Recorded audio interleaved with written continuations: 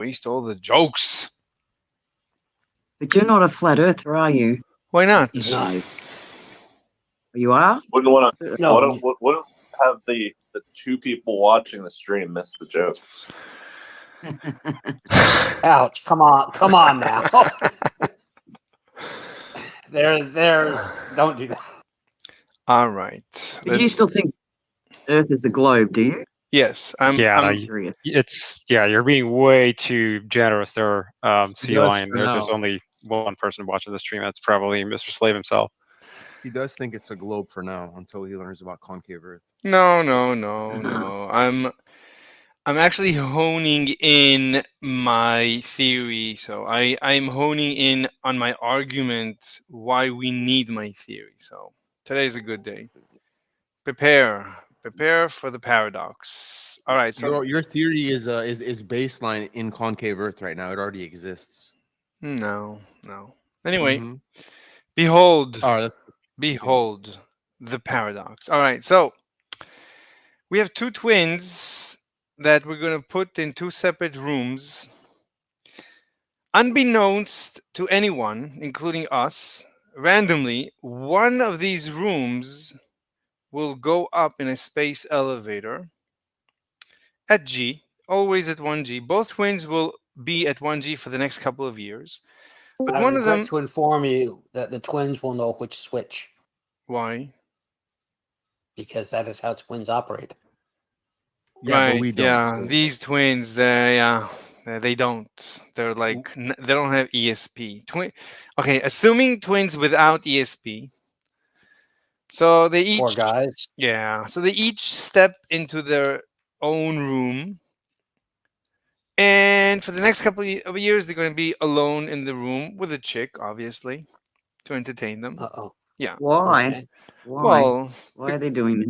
because they love chicks, so we give them chicks. Otherwise, they said they're not Can we volunteering. hear the theory, please? Yeah, Can we okay. hear As in a chicken? until the theory's answered? Chicken with a chicken.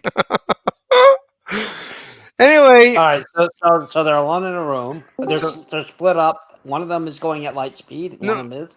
wait. Let's do this slowly. So one of them is going in a space elevator at 1G up, going up, and then once in space, it becomes a space train, and they are accelerated forever, not forever, a couple of years at 1G. So they feel like normal. They think they're at home at 1G. Everything's fine. But relative to Earth, they are traveling at near light speed. But they don't know this. All right. And then they're slowed down at 1G. And they're brought back at 1G. And again at near light speed. And then they're slowed down at 1G. And then they're brought down back to Earth at 1G. And then they're placed. And then the doors open. Now, one of them has aged much less than the one, right? One of them that stayed on Earth basically aged normally. The one that went relatively at light speed did not age, or aged less. His onboard computers should say that time elapsed less for him. We would be able to see, let's say 50 years went by. So one of them aged by 50 years, the other one barely aged. Okay. But there's no way we can know, right? Until we open the door and check, there's no way we can know. No one can know. Even they cannot know. All right. I think so. Well, this is all hypothetical and can't be done anyway. Why not? Well, Yeah. no. I mean, it's a thought experiment for sure, but it's a legit thought experiment. So we cannot know, problem? right? There's no way we can predict which is which. Well, one's going to be 50 years older than the other. So Yes, it's pretty but- obvious. But Wait. Before we open the doors. right, there's no Who's way. we? Somebody outside of the experiment? The twins cannot know, and we on Earth no one can predict it until the doors open and one of them steps out younger than the other. Sure, you can. How? What could you- Well, the one who moved is going to be younger. Yeah, well, we don't know which is which. It was random. Both were space elevators. Both could have gone up. We don't know All right, which. so what's the point? Wait, so Okay, we can't observe the experiment while it's happening? We observed. We just don't know which is which. Which went up into space and which stayed on Earth. We cannot know. We just don't know. They don't know. We don't know. They think they both can argue I stayed on Earth. Okay. So what's wrong with not knowing until the door's open? What's the big deal? So Einstein said if I can argue that I stayed on Earth, then I stayed on Earth. That's how that's like a premise of relativity. If I can argue that I didn't move, then I didn't move. Then my clock ticked He just normally. said that he can't argue that because he doesn't know it. So They both can argue that the other one is the one that went to space. Both can argue. they can't though, because they're now come back and one of them's 50 years fucking older. They can argue all they like. We But can see. but both can argue that he's the one that stayed on Earth. Both can make the same argument. Yeah, and the one that didn't age would be wrong. Yeah, but look, like relativity is based on the premise that I can argue that I stayed on Earth. Therefore, my clock is normal and your clock was slower. They can both argue the other one. Well, you're just arguing from ignorance. Just because you didn't have an experimental control doesn't mean that the universe didn't know which one moved and which one didn't. Well, no, he's so wait a minute. So what he's saying is that they not that one can say the and the other didn't, but that they would be both be equally correct to say one moved and the other didn't. Well, that'd be wrong. That's simply they didn't have the necessary experimental information to determine it. Yeah, so here's the way that you can tell the reason why like the one that leaves the Earth ages differently and everything is essentially the change in acceleration from them leaving and then stopping and then coming back. That change in acceleration is what's causing. No, they both experienced 1g the whole time. Like going up in a space elevator, that's basically 1g, right? Because as you move up slowly, and then the g goes down, but the a goes up. So we're always compensating. So you're always feeling g, and you're accelerating in a space train at 1g for years. So you I think after 52 weeks or something, you're at near light speed relative to Earth. Yeah, but you will have to reverse the acceleration. Yes. On the other end. Just a second. Hang on. So at 1g, let me just answer. No, but he asked the question. Okay, it's always, go ahead. Always at 1g. So slowing down at 1g, coming back at 1g. Sure, but you will have to reverse the acceleration. So that means you will either have to flip over, or you're going to be smashed to the roof at 1g. Yeah, that's true. But I mean, let's say that and that is. No, that is something that the moving guy is going to definitely be able to tell because rotations are non-inertial. True, but even more than that, the different. Let's say that you can flip it. Let's say that you pump sleep gas in and flip him around. So, and the whole thing reconfigures while he's asleep. Okay, well, the box still experiences a non-inertial acceleration. The observer being conscious is not required. The observer in physics is not necessarily a guy who can think. It just means that it's a set of conditions that is different between the two cases. I can make both of them feel this flipping. No. But so yeah, true.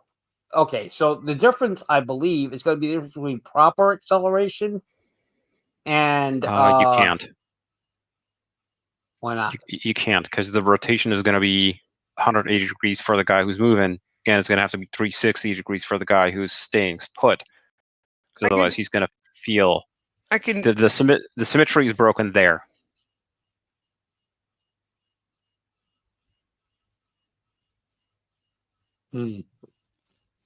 Because if you turn both of them 180 degrees, and by the way, you can measure the amount of angle that you've changed. That is a non-inertial change. If both rotate 180 degrees, then the guy who's going to stay put is going to now be fallen to the roof of the elevator, whereas the guy who's moving is now going to feel, essentially the same, and he's going to be able to tell, okay, I'm the one who's accelerating under thrust. Good. Okay, you resolved it for now. For now, until next time. You win for now, gravity.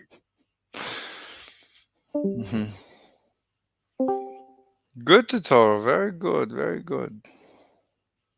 I was just in 24/7 Politics, and do you guys know the YouTuber Atheist Junior?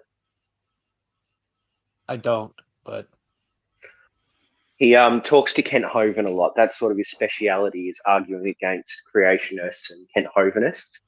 But Okay. yeah, he thought he'd try some flat Earth. Good answer.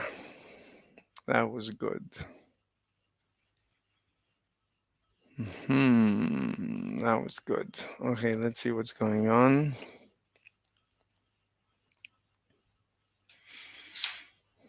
Mm,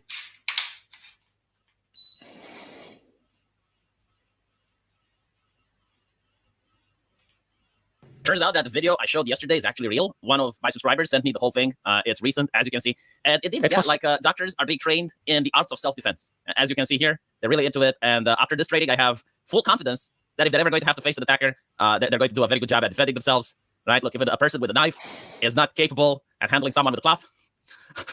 And yeah, I mean, look, everyone is very serious about it. Everyone is into it. So the question is, why is there violence at a hospital, right? Now, I can't talk about a advanced democratic Western nation like Germany because they are light years ahead of us, but I can speak from my experience as working at a Romanian hospital. And to answer the question, are there aggressive patients? The answer is absolutely yes. I mean, think about it. A doctor may be in the situation where they have to tell a parent that the surgery on their child was unsuccessful, that the child passed away. These are not pleasant conversations to have, and the way that the patient can react is not always in a very calm and well-mannered fashion. Another example of violence that I've heard about. Immediate execution. You're welcome. If you attack the doctor that took care of your child, instant execution, no questions, just execute. If you're a barbarian to such a level, out. You're out. You are out. Thank you. Thank you very much. You're out. You're gone.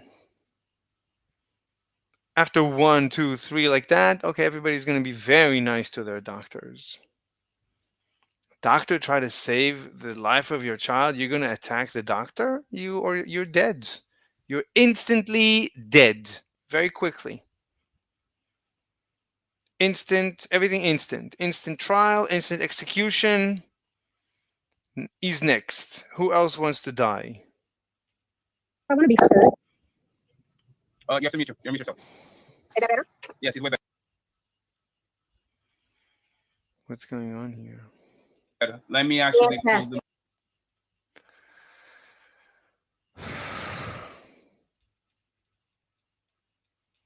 So this is tomorrow.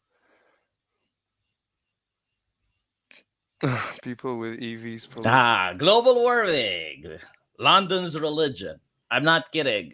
Going from Romania to London, I was actually experiencing culture shock. How everything was about the environment. It's like our taxis are environment friendly. Our construction workers are environment friendly. Our menu is environment friendly. I was like, whoa, Jesus, I'm worshiping Mother Gaia. Like, you don't hear about God as much as you hear about the environment when you go to London. But it's a topic, right? Everybody's talking about it. Now, when you try to debate it, some individuals try to either say, well, it doesn't exist or it exists. And then they start talking about charts and graphs and about shit I don't know or care about. And this type of conversation is incredibly boring. It is the best way that you can make it so that you lose the audience. And it's also like social media will immediately plaster a warning under the video. It's like, oh, it is real. Here's what the scientists made by the government are saying. So no, I really hate that conversation. My favorite conversation is like, yes, let's assume it's exactly. Here's what the scientists paid by the government are saying. Yeah. working, so that we need to donate more money to the government to change the weather. I understand that now there's a conspiracy theory on Twitter that the government changed the weather in order to summon hurricanes over Florida. And I'm like, well, obviously it's a conspiracy theory because what the government can do is to change the weather so that the hurricanes don't. It's happening. SpaceX is launching its Flight 5 Starship. Jesus Christ, this guy. Oh my God. Why is he so ecstatic? Why can't he relax? SpaceX reveals that the target launch date for Starship's fifth flight is October 13th, over a month earlier than expected. SpaceX releases the timeline for the new launch as ground crews hurry to prepare the hardware. I give you the complete rundown of what to expect during Flight 5. SpaceX has completed its salvage. He always mocks Elon Musk. It's Elon time. Oh, it's Elon time. Elon promised in 1 month. Elon time. All the time attacking Elon Musk for making a prediction how soon things will be ready. But he stopped saying it because the FAA is delaying Elon much more than SpaceX is being delayed. But he'd never said FAA time or anything like that. Idiot. Missions of Booster 11 as more boosters prepare for flight, and yet another Block 2 Starship has been spotted. My name is Felix. Welcome to What About It? Let's go for launch. Oh my god, this guy is psychotic. Starship updates. It's official. After various filings over the last week for notices to be provided to both marine and air vehicles suggesting a launch this week, SpaceX has officially confirmed it. In an X post and a post on its website, SpaceX announced that this flight would be going forward pending regulatory approval, and we have a date too. October 13th, or rather this Sunday, 2 days after this episode releases. Now the key word here is pending regulatory approval, but seeing all this preparation could point to SpaceX's pressure finally working. I'm expecting a license. I've heard from multiple internal sources that SpaceX is expecting a license, and it might have happened until you see this. Now we talked a bit about this last episode. Some of these commentators said that Elon is going to get delayed because he's pro-Trump, because he's pro-this, because he's pro-that. He's going to get delayed. If this is so terrible, Elon should shut up. He shouldn't express any opinions, and there everything is fine. But they never say they're sorry. They never take anything back. So I'll only briefly touch on it here, but essentially, while SpaceX was filing all of these notices, an FAA spokesperson announced that SpaceX would not be able to launch until November. However, given all of SpaceX's announcement, some information we have received from various inside sources, it is likely that this spokesperson was incorrect, and someone pushed the FAA to move this process forward. After all, NASA and the DoD can Probably Kamala. take over and issue a license. She knows this could hurt her chances. Even if the FAA doesn't. This could be a possible reason. As noted in the update that SpaceX provided, this launch window She wants this success to be under her administration. is flexible, starting at 7 a.m. on the She doesn't want this to be one of Trump's talking points, how they're delaying Elon on purpose. 13th, and it is very possible that the launch gets pushed back. After all, we are talking prototype launch here. If that does happen, there are several fallback dates right after Sunday. Along with this new announcement of the targeted launch date, SpaceX also provided a new timeline for the launch for us to analyze. There are some very surprising changes between Flight 4 and 5. Let's take a look together. Here is the complete rundown of Flight 5, what to expect, what to look out for, and when to get excited. Obviously, the big change between this flight and the last one is the booster catch attempt. However, that's not the only thing. On the ground, before this monster even takes flight, it needs to fuel up, and SpaceX has once again changed some of the procedures surrounding this process. Let's jump to Sunday early morning before the launch. Interestingly, while all previous flights saw a reduction in the time it took to fuel the vehicle to prevent boil-off, for this flight, there has actually been a slight increase in the amount of time it takes to load most of the propellant tanks for Flight 5. For Ship 30, both the liquid methane and liquid oxygen begin fueling earlier, therefore fueling for longer. 6:10 a.m. local time. SpaceX now begins fueling the ship with methane at T-minus 49 minutes and 50 seconds, as opposed to 49 minutes for Flight 4, so a minor 50-second increase in fueling time. The liquid oxygen now begins fueling at 48 minutes and 40 seconds, which is nearly a 2-minute increase from Flight 4, which began fueling at T-minus 47 minutes. It's a similar story for Booster 12 methane, which begins fueling 40 seconds earlier at T-minus 40 minutes and 40 seconds. However, surprisingly, the time to fuel the liquid oxygen has decreased by nearly 4 minutes now, starting at T-minus 34 minutes and 3 seconds, as opposed to 37 minutes on Flight 4. It's interesting to see that SpaceX decreased the fueling time for the booster's liquid oxygen while increasing the time for the ships. This may come from an upgrade in the booster quick disconnect or any pipes connecting it. This would explain why it did not translate to the ship. The increase in fueling time for the ship's propellant and the booster's methane can likely be explained by the changes in the ground support equipment, specifically around the fuel farm, which has been undergoing massive changes following Flight 4 when they removed the old vertical tanks and added more equipment to connect the fuel farm to Pad B. For pre-launch procedures, everything following the start of the propellant load stays the same as on Flight 4, with both ships and booster completing their propellant loads at around T-minus 3 minutes. They did keep the T-minus 0 in the same spot. The drastic changes begin after the vehicle leaves the pad, with everything proceeding as usual up until the booster begins to cut its engines. For Flight 5, the booster now cuts its engines a whole 8 seconds sooner at T plus 2 minutes and 33 seconds. That may not sound like a lot, but assuming all engines are running the entire time, that means this booster cuts its engines at a speed of around 5,150 kilometers per hour at 60 kilometers in altitude, as opposed to the roughly 5,800 kilometers an hour and 60 kilometers in altitude that the Flight 3 MECO time was at. I used Flight 3 here as all engines were running.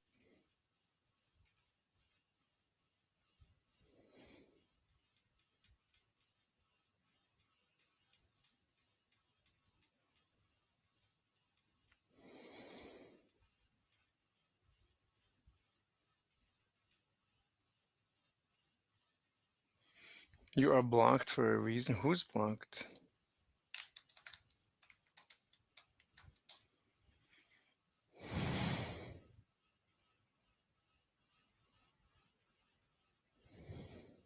Who is this?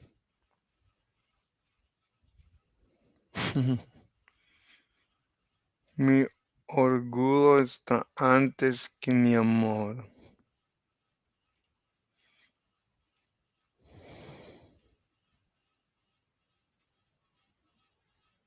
Wait, I'm blocked? Well, she's talking to Judas.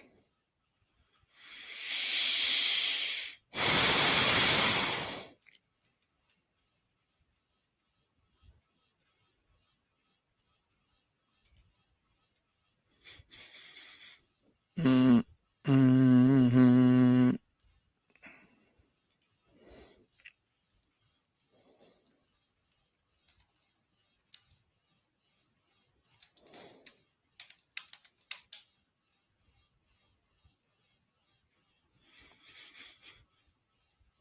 Mm-hmm.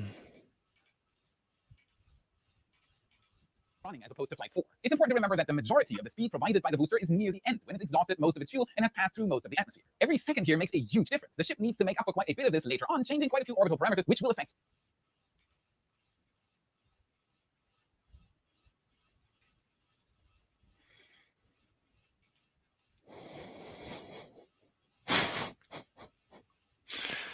Jesus Christ.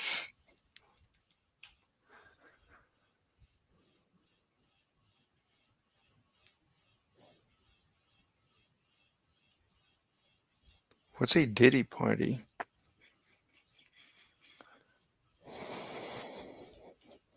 some of the timeline later. SpaceX did this for a reason. It is catch time. But before I tell you about that, we've looked into our channel metrics, and there are over 2 million. Give us a like we posted so far. Name it. Thank you so much. You less fuel for every. SpaceX cuts this booster's engine so much sooner to allow it to return. If the booster was allowed to continue flying, every additional second would leave less fuel for a return to the launch site. It's the same reason SpaceX chooses to land its Falcon 9 boosters on a drone ship out at sea instead of back at the launch pad most of the time. This problem is less present on Starship, as Super Heavy doesn't burn as long as a Falcon 9 booster, but it still has the same effect. Until SpaceX starts building Mechazillas out in the ocean, this is a safer way for the booster to land with more margin. However, despite this MECO happening 8 seconds sooner, the ship hot stage is only 4 seconds sooner. The ship stays attached to the booster while only 3 engines are firing for 8 entire seconds, as opposed to the 4 seconds it would wait for hot staging on previous flights. Pretty odd to see that SpaceX would do this. The longer the ship stays attached to the booster,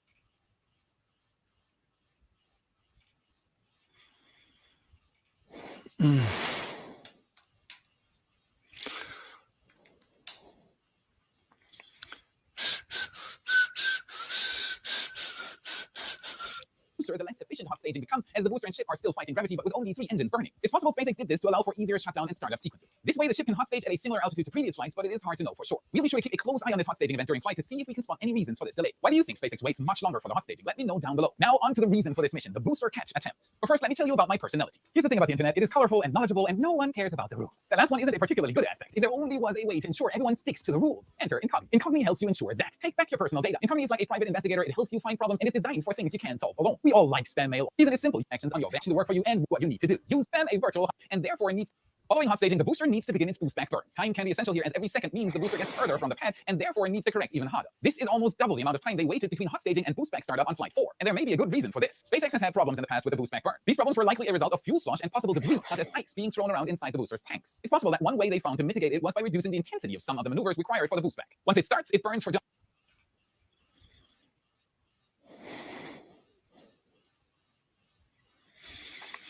Ta-dee la la la la la la. Tee la la la la la la la la la la la la la la. Tee da da da da la la. Tee la la la la la la la la la. Ta-dee la la la la la la.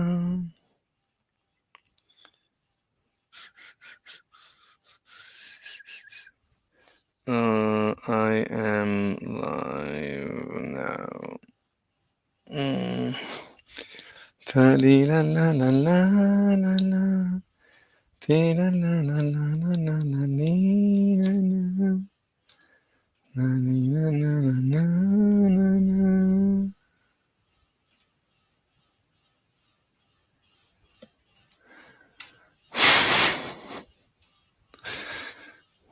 All right, let's go. Wait, let me turn this off so nobody sees my privates.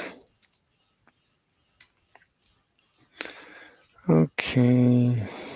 just under a minute, going from T plus 2 minutes and 48 seconds to 3 minutes and 41 seconds. This is actually a 10-second shorter burn than the burn on flight 4, meaning all of the previous adjustments allowed for a shorter boost back burn. More fuel saved for hovering. Following the burn, the hot staging ring is jettisoned just 2 seconds later, which is the same as on previous flights. Now that the booster is returning to Starbase or the ocean, depending on how well everything works out, it eventually slams into the atmosphere at supersonic speed. It's breaking the sound barrier. This speed through the atmosphere causes the triple sonic booms heard during landings, as the air molecules are compressed so much that they form a shockwave that emanates in all directions from the booster. Oh, you want me to debate the server? Okay. Yeah, people love debates. Let me see what they're saying.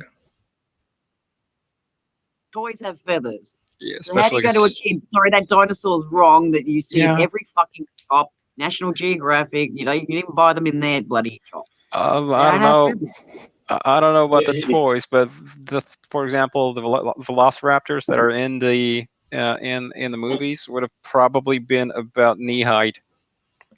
Well, yes. Yeah, the easiest way of would doing look it. very silly trying to They, chew on your ankle. they admitted that those are more like Utah Raptors. I mean, Yeah, They- the Velociraptors in the movie are not at all what Velociraptors actually are like. So I think as a guy here with like a very smart 8-year-old son, I've had this conversation with him many times where stuff on TV, even though it can broadly represent and get people interested in a topic, and maybe it's right on some of it, it's not always 100% correct because they're going to make it for TV, and TV's got to be entertaining. It can't just be boring stuff. So if you actually want to know the facts, then you can go and look it up online, or you can watch a documentary, which he likes doing both those things. So it's really Okay. easy to explain. At what age at school were you taught that dinosaurs had feathers? I don't know if they possible. Yeah, no, I don't remember being taught it. My kids don't, and it's not being taught now. Yeah, probably college is when I learned that they had feathers. So Doesn't look as pretty sure it's threatening when you portray them like what it probably looked like. wait, can I ask another question? Yeah. As long as it's about dinosaurs. No, it's about Yeah. special relativity. No. Oh, jeez. God. No. Do you know, so most of the ways kids are taught now, like they've got textbooks and stuff for all of the hard sciences. But if you want a kid to learn about dinosaurs now, what happens is the teacher gives them an assignment to go and research dinosaurs. Then they grade the assignment. And that's the more, individualistic education. And that's Look, they don't want to debate, usually they don't want to talk. People don't want to talk, so I don't know what to do. This server, I think they muted me.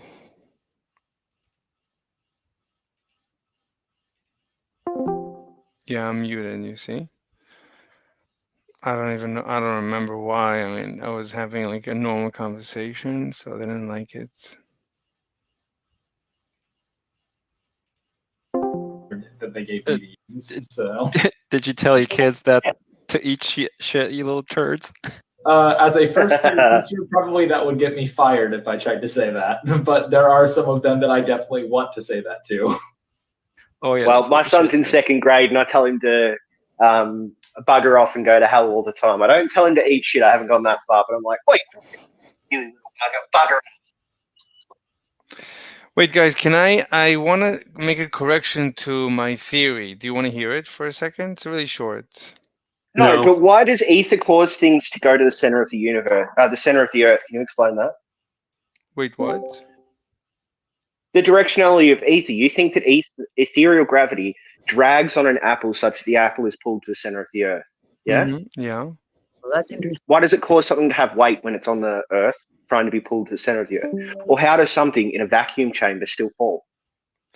So, well, I mean, the ether is just a quantum mechanical gravitational theory. It's quantum gravity, and that's what I was going to say also, that special relativity is not a quantum mechanical theory. So my ether corrects both special and general relativity, makes them both quantum mechanical. So I fit like everybody keeps saying we need quantum gravity, but everybody No, don't just stop. You're halfway through the spiel. You said the whole thing yesterday. Just stick to a fact, okay?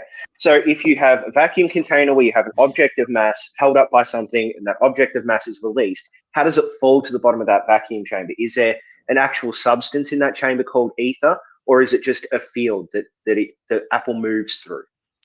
So the ether is the only substance, and what you know as the electron, for example, that's a wave. So all the elementary particles are just waves of ether. So the electron is... Then why do all the elementary particles change their direction and aren't just constantly pulled together with the exact same force? I don't understand. Or a force proportional to their mass? I don't understand the question. I mean, so if ether is the only substance and there's all these other forces that affect things, the only substance would only have the one force applied to it, which would be the attractive force between all those substances. No, the ether would just be like one singular mass. No, the ether is the quantum field in which all elementary particles wave. So all the elementary particles... Oh, so it's just field. So all you've done is like a field theory. I mean, I am compliant with QFT, with quantum field theory, but Mhm. the ether. So, are there Mhm. atoms? Are there like protons and neutrons? Well, I don't know what the ether is, but the ether seems to be a fluid, and it is. Are there atoms? Are there like protons and neutrons, and then there's the field itself? Or are you trying to say that a proton and neutron are just the field in some form of motion? Yeah. Listen, the proton is right 3 quarks. So each quark is a wave. Each elementary particle is a wave, and it's a wave of. That's great, but how does that mean the So- proton is still just a field? How does the field No, generate no, the proton. The proton is not a a field. proton? The proton is a bunch of particles, but each particle in the proton, like a quark and a gluon, those are waves. Right? We know that all the elements. Okay, so they're just waves. Yeah. How do they go from being just waves to being particles? They don't become particles. They're just waves of that You time. just told me they were particles. No, they're not particles. There are no particles. Only the You just told me they were particles. No. Only the ether is composed of what we would consider to be particles. The So the ether, ether's particles now. It's not just a field. correct. The ether is a fluid. It's a real fluid.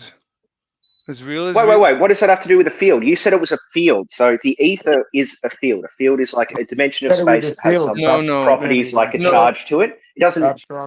Whereas matter itself is particles. You don't have a field that's particles. No. You have a field that particles move through, or that energy moves through, or that have. Okay. So frequency. let him finish. Let him finish, dogs. Let him Who? make his. Let who finish? Dog. I'm asking dogs to let you finish. Yeah, finally. I don't Somebody- understand. I honestly, I'm not sure I understand your question. So the ether is a fluid, and everything else is a wave. Everything else is a wave. All elementary particles are just waves in this fluid. The ether is the only thing that we would call real. Everything else is just a wave in this fluid, in this ocean. And this ocean, this If it's a fluid, how come we don't drown? we are. I mean, the air itself is waves, right? You're breathing oxygen, but the oxygen, right? It's a molecule that has electrons. That electron is a wave in the ether. When you inhale, Yeah, but I was talking about protons and neutrons, not electrons, because electrons just exist in some probabilistic shell around no, the proton and neutron. But we know proton and neutrons are particles with mass. So particles with mass, an electron. how are they just ether? An electron has mass. So Well, I mean, it does. It does mathematically, but I don't know if we've ever measured the mass of an electron. look, an electron Well, has we mass. measured, yeah. An Yeah, we electron, did. electron has You mass. have? As far as I know, it has mass, and right, the mass. Yeah, I know that it's like it's said to have like it's a particle, so therefore it'd have mass. No, But I don't know if we've ever Not every measured particle that has mass. Not every particle has mass, but electrons definitely do. but electron. No, What are the only massless particles? Photons. gluons and photons, I Yeah. think, Gluons and Yeah. gravitons. and and maybe photons. maybe You- gravitons. you could- I'm okay to say that those gluons and photons might be not particles You could that say are somehow just the ether vibrating. Maybe you could say that, but I don't see how you can say anything else that is an actual particle would There for are some no- reason still be ether. no. There are no particles, and by the way, the ether particles. You could say that those are the gravitons. So there's no particles, but there's ether particles. The only particles could be the gravitons. That which is the ether. It doesn't matter. Let's just forget about the gravitons. Well, it for kind now. of does matter because you say everything has it like it all fits. So Right. Well, there are these particles. There are these objects of mass. it's a fluid. They It's a are fluid. stationary. No, it's So not. what's causing the specific vibrations of the ether such that it generates what you'd call a particle? It's not stationary. So the ether flows into massive. It interacts with massive particles, and it annihilates during this interaction, and it You endows. said it was a mass. You said it was the particles. The particles was the ether. Yes, but It's a wave, right? But So the it interacts with itself. Well, sure. The ether interacts So with it, the ether interacts with a wave of, let's say, but electron. the ether is also a wave. No, the ether is the fluid. So this fluid has Is many. in motion and it would have a vibrational frequency. It would be considered a wave. Wait, slow down. So I mean, you can ask me Is questions. it in motion? If it's in motion, it'd be in a wave. No. The ether flows into massive bodies. And during this flow, it drags everything along for the ride. And that's how you get what we call gravity. So it drags the apple into the earth because the earth is a massive body. So all of the ether is constantly being pulled towards the earth. And so Yes. then when it hits these massive bodies, it's destroyed. Yes. And What is the outcome of that destruction? mass? It gives mass. It endows mass through the Higgs. So is there infinite ether? No. So the universe would very quickly. Okay, so the universe should be shrinking, or it should be there should be no ability for light to move from one galaxy to another because all of the ether in between those two galaxies has been sucked towards the mass of those galaxies. So that's direct observations in reality we've taken with things in space, like the James Webb Space Telescope, that seem to completely contradict your theory. Now, you said if you can't understand why something is the case within your theory, then your theory isn't true, because the universe has to tell you true things. So an observation that we all see, that you can see as well, the James Space observations, they would contradict your theory. Do you have a way to fix them? Sure. So that's why my theory predicts dark energy. You see the beauty? No other theory predicted dark energy. You just predicted dark energy. Without dark energy, How? Because you just said that without dark energy, the universe would collapse. No. Yes, you did. And anyway, that's the fact. So No, I didn't. Well, it doesn't matter. Those words never came out of my mouth. What I said is the ether would be pulled from between the galaxies by the mass of the galaxies because they're pulled towards mass, and they would be destroyed such that you would no longer have ether between those galaxies, such that you couldn't have light travel along, because light would obviously just be a frequency, a perturbation in the ether field, or a vibration of ether itself. So you would literally have the stars winking out between the galaxies all the time, but we don't have that. We have galaxies from a very, very, very long time ago where the light is still reaching us today.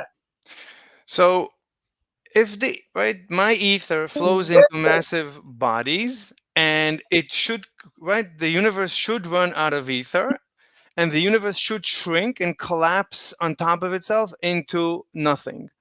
But it doesn't. Therefore, we need, because we have dark energy. Dark energy is the creation. What's dark energy?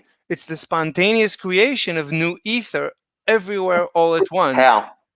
It's spontaneous. No, everyone agrees there is dark energy. How though? Well, everyone agrees, just like you. Is it a more fundamental particle, more fundamental field that's decaying into ether? It's the only thing that there is in the universe. Everything we see is just a wave in the ether. Somebody's hot micing. I think C-Line, I think it's you.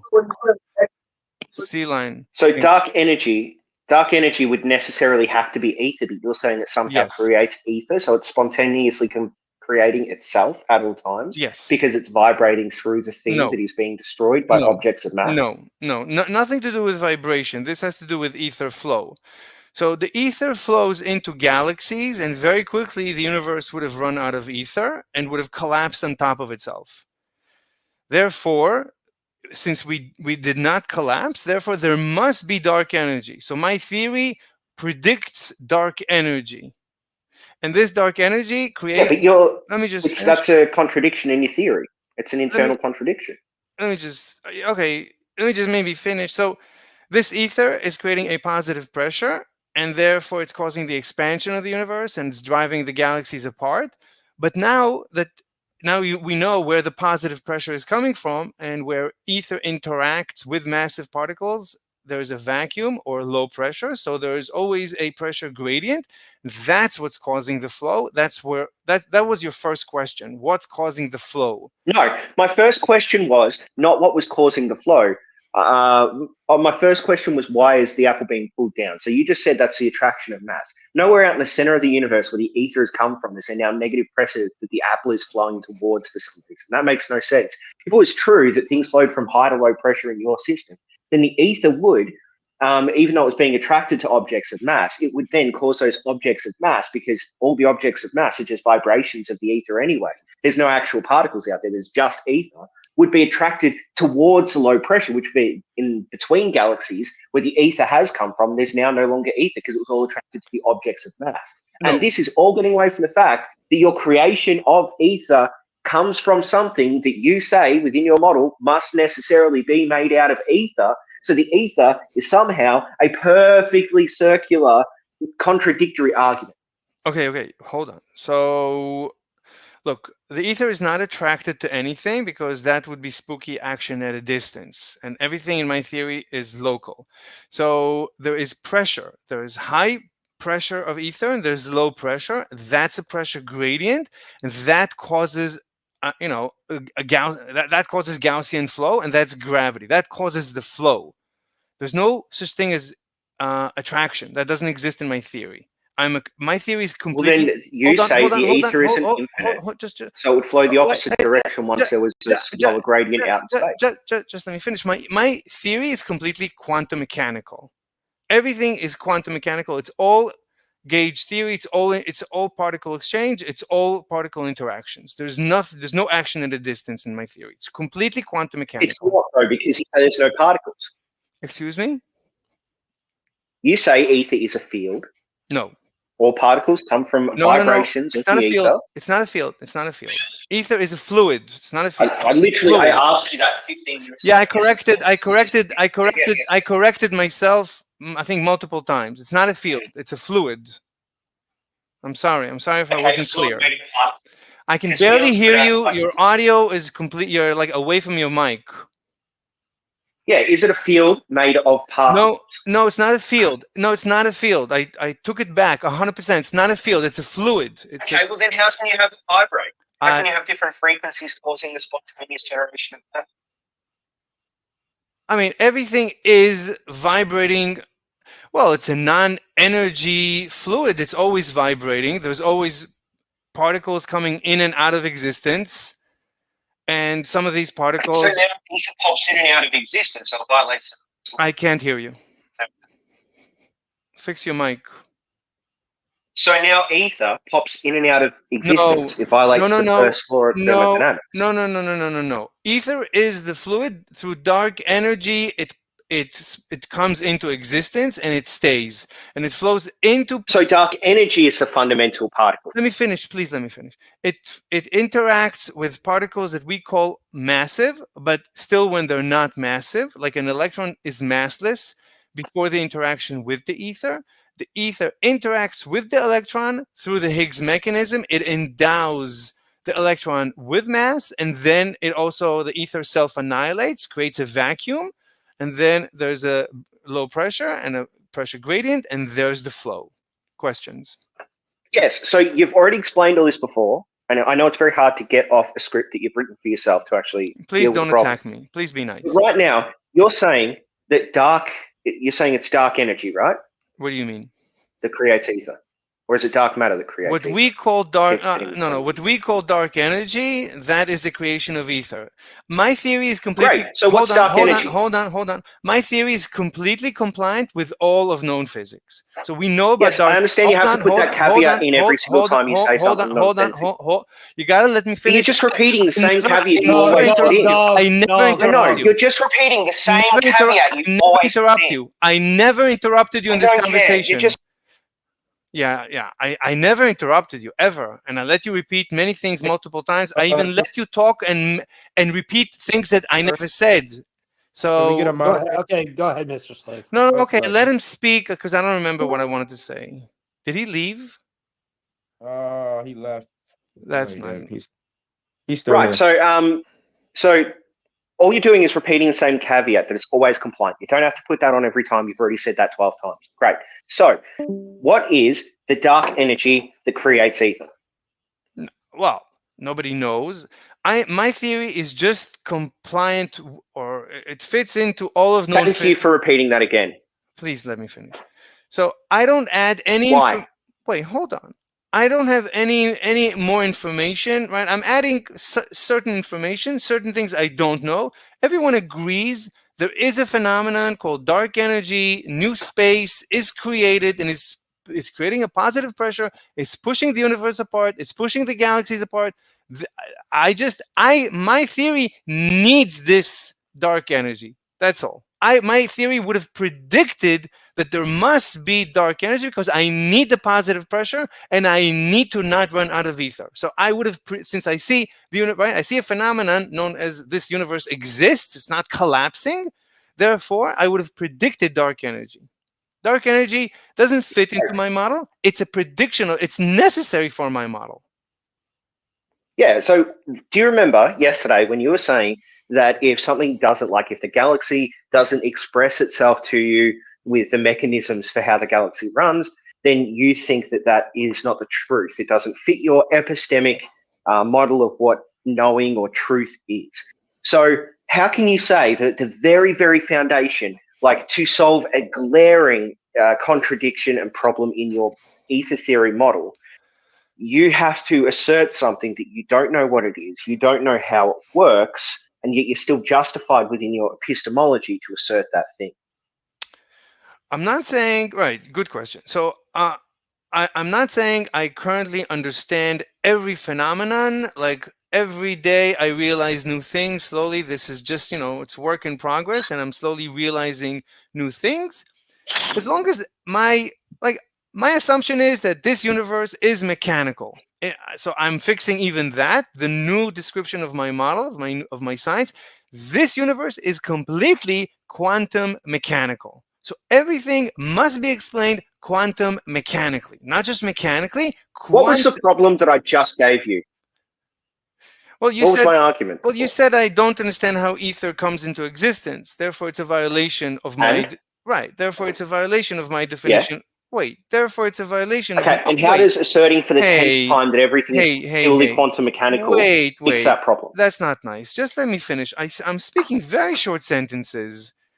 Yeah, I'm trying to get you past you repeating the exact same thing again and again and again to actually deal with the problem that I've been presenting again and again and again. That's not nice. This problem is a contradiction between your epistemology and what you claim is fundamental to your theory, which is that there must be dark energy, a thing that you neither understand or know to be real. So go ahead and deal with that contradiction, please. Maybe you interrupted me halfway. I think I resolved the contradiction, but if you want, I'll repeat it. So my assumption is that the universe is quantum mechanical. My assumption is that the universe is understandable intuitively. It does not mean that I understand every phenomenon right now. It does mean that every explanation should be understandable and should be mechanical. That's where I'm aiming. It doesn't... Okay, so right now your problem is that you couldn't understand spooky action at a distance, or you couldn't understand like Schrodinger's equations or any of those sorts of things. But because you couldn't understand them, you rejected this sort of standard physics model. Now you've come up with a brand new physics model where there's a whole bunch of things you still don't understand. So how have you solved literally anything? So I don't have a problem with Schrodinger. Schrodinger, to me, is a completely quantum mechanical theory. I don't have a problem with it, so I don't know what you're referring to.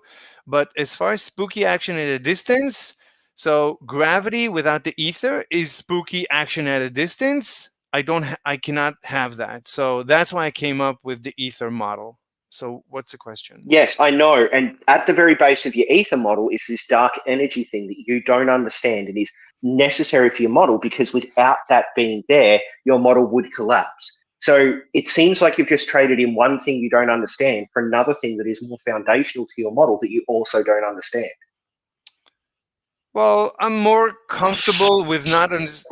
Wait, could you shut your mic off because you're hot micing? So I am personally more comfortable with not knowing exactly how dark energy works, how new ether comes into being.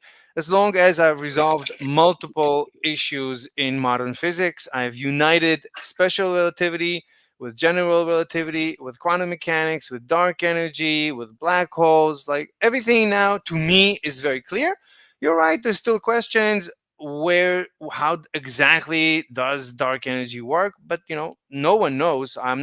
It's not my business to find out. I don't even know how the ether disappears, how it annihilates and creates gravity, creates mass. But that's like maybe the Higgs mechanism. Maybe they understand it.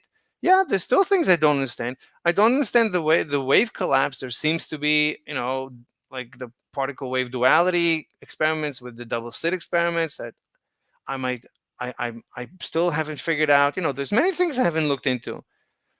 But in general, I am happier with my quantum gravity and my quantum special relativity now than I am compared to before I had these theories. I'm more comfortable. If somebody is more comfortable as well, they're welcome to adopt it. That's all I'm saying. I think the speed of gravity is instantaneous. No, there's no instant. That's no. Everything. No, the fluid So spooky action at a distance is instantaneous, isn't it? Well, I don't have it. I deny it. So I need to Yeah. I know. But just listen for 2 seconds, okay? Sure. Your problem was gravity wouldn't necessitate spooky action at a distance. Gravity does not happen instantaneous like spooky action at a distance does. Gravity works through stresses of the space time field that is foundational to everything. It's not a liquid, it's a field. Now, I don't understand why you think that there's spooky action at a distance contained in gravity, in the theory.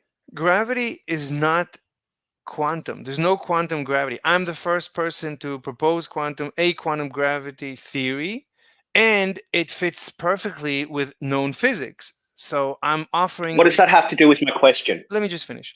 So I'm offering a theory. What was my question? Wait, let me just finish. So what was my question? Wait, come on. Because you're repeating this thing every single time you go to answer a question. Let me just deal with the actual question itself.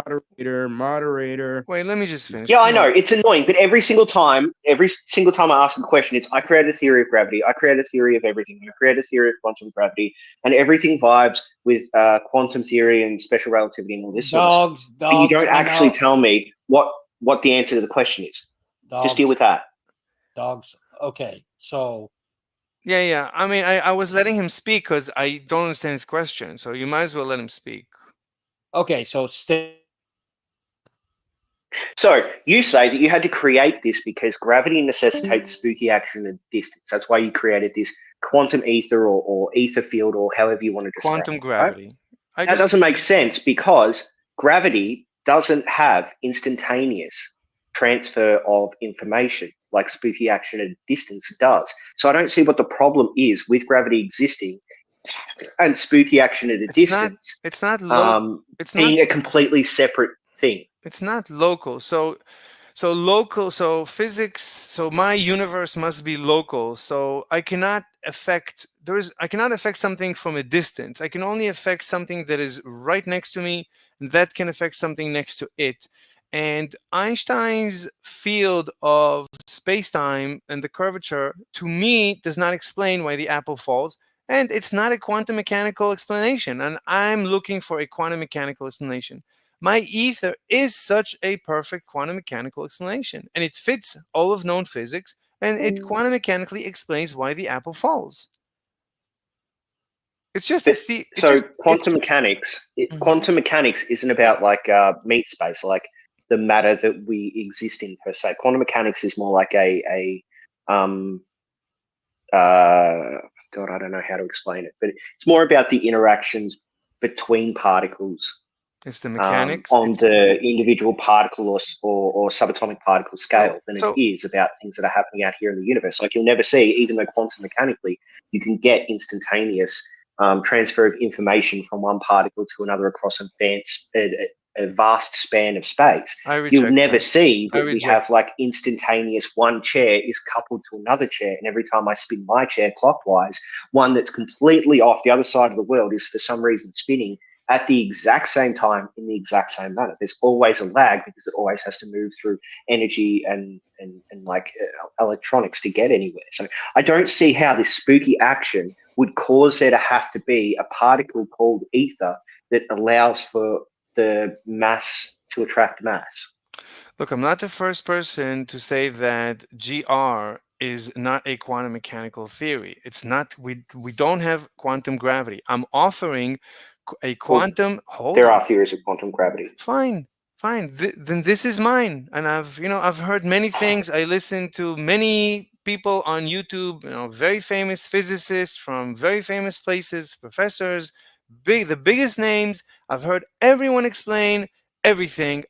I was unhappy, and then I came up with my quantum gravity, and it made me very happy. And it's also quantum special relativity, and it fits everything. It doesn't contradict anything, and it explains everything, and it predicts dark energy, which is unexplained.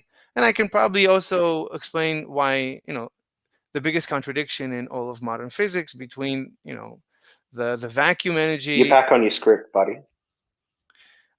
Please, look, stop saying these things. Like, if you want to argue. If you want to attack me with nonsense, please, No, I'm arguing. I'm dealing with the content of what you're saying. I'm just saying that the content is every single time I ask you a question, it's the same content. And so I want you to actually deal with my argument now, which is what in spooky action at a distance is the problem that you have to completely reshape our understanding of how reality works in order to fix. And you're not getting to that. You're just saying because on the quantum level, there's some things you don't understand. You have to completely change what we actually see on the particle level. You have to completely redefine what a particle is and how a particle works. You have to create this fluid that's magic, even though how would this fluid explain the lensing of light? The lensing of light comes immediately out of the ether. Well, okay, what do you want to discuss? Do you want to discuss why I had to come up with the gravitational ether as a quantum theory? Or do you want me to show you how I get gravitational lensing and gravitational time dilation and time dilation? I get everything I get from my ether, everything known to physics. Well, what I want is for you to acknowledge that at the very foundation of your theory is something that violates your epistemology, and that at the very foundation of our theory is something that would also violate your epistemology. So maybe your epistemology is dog shit. No, my epistemology is quantum mechanical. I need every explanation for every phenomenon to be. That's the ontology. Let me finish. So I demand any explanation to be quantum mechanical, including gravity. Now, the repulsion between electrons, we have gauge theory. We have particle exchange. Two electrons exchange a photon, and they repel each other mechanically. I'm happy with that. But I want something similar when it comes to gravity. I want some particle exchange. So my quantum gravity, my ether, does the job. And it doesn't contradict any known physics. So it's a theory of everything. I don't see the issue. What did I ask you? What was the thing I asked you to admit? You said there is a contradiction epistemologically. I told you I demand quantum mechanical explanation for gravity. That's all. And a quantum mechanical explanation for special relativity. My ether gives me both. Yeah, but you think yours is correct. You think your theory is correct, even though it has. It's very base of its foundation, something that you fundamentally do not understand, which is a reason why you had to dump the other explanations. There are other explanations right now in quantum gravity that fit general and special relativity and all the other theories that we have around fields and what's your explanation? All the other forces. What's your mechanical? There are theories out there. I'm asking. Give me right now, please. String theory, right? String theory would be that the field is made of these strings of something. I've heard string theory. It does not mean anything to me. I've heard string theory for many years. Well, neither does your theory, because at the very foundation it has this thing you do not understand of the creation of ether out of dark energy. Okay, so please give me a quantum mechanical explanation to special relativity and general relativity. Go ahead. That is not my ether.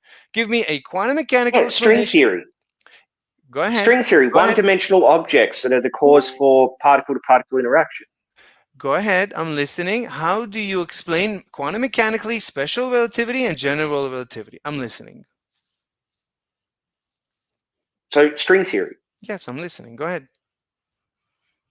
That's a good title. So, as I understand it, string theory is that the space-time has these one-dimensional objects that are strings that allow for transfer between particles of information like the movement of that field of strings through mass pushing on the one-dimensional strings can cause objects to be attracted mass to mass. So that right there is at least my understanding of what string theory is. It fits with the idea of space-time as a field. It fits with everything being relative, and it doesn't at the very base have this thing that we just cannot understand, which is your dark energy thing.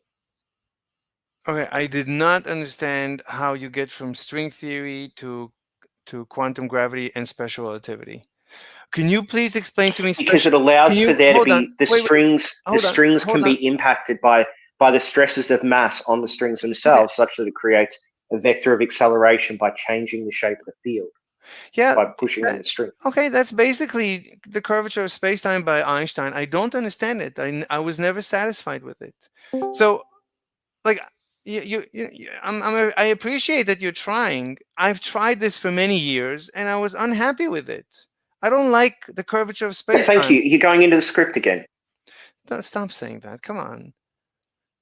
Why do you prefer yours over the one I just gave? Give me a quantum mechanical explanation for special and general relativity. You're giving me things that I've did. Heard. Yeah, and did you not understand it? I do, but I don't like it. I've heard curvature. Okay, so why don't you like it, and why do you like yours? I just do. It can't be your epistemology because they both fail under your epistemology.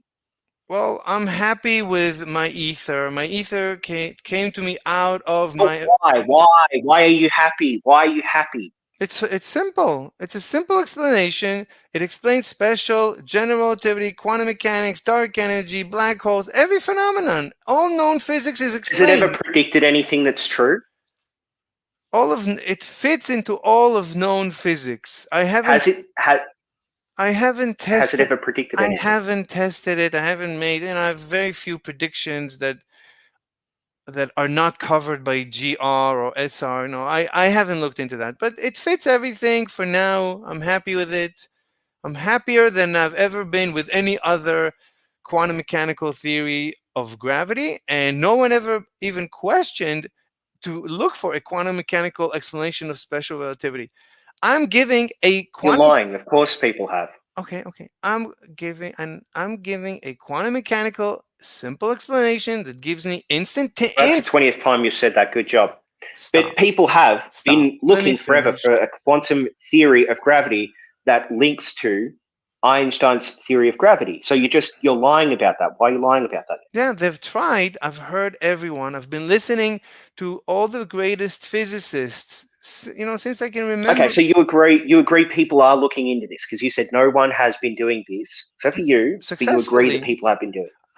I've heard everyone on yours isn't successful. It has generated no predictions. I'm happy. All it is copying predictions made by other theories that have come true. I'm happy with mine. Mine satisfies my epistemology that it's quantum mechanical. Why though? It's quantum mechanical. It doesn't satisfy your epistemology because at the very foundation is something that you do not understand, which is the dark energy thing. You have no concept of what that may be. That is a violation of your epistemology. No, same as the violation of your epistemology in our theory. Look. I don't have an answer to every question. I don't expect us to ever have an answer to every question. But I'm making one. Then why do you keep thinking that your theory is correct and telling other people that your theory is correct and your theory doesn't violate anything and your theory gives you all the answers? It doesn't violate your epistemology. I've never in my life said my theory is correct. I would never use such terminology. All I say is, what? No, I've never in my life said my theory is correct. I would never use such terminology. I don't use such terminology. All I can say is please cross-examine my theory. Please find contradictions within my theory, between my theory and known physics, between my theory and the known data. You're welcome. Please, that's why I'm here. I'm here to be proven wrong. That's why I'm here. That's why I'm always getting mocked and made fun of. I'm absorbing it because I'm really curious if you can find a fault in my theory. I'm really curious for now. Yeah, I did. The idea that we can see distant galaxies and that there is all the ether, whatever the fuck the ether is being pulled towards objects of mass. Well, how can you see something that has to move through ether when there's no ether between galaxies? And you just say dark energy, and that's a nothing. That's literally just saying God created. Okay, maybe I didn't understand your question. So let me please try and explain to you. So my ether fills the universe. It is an ocean that completely fills the universe.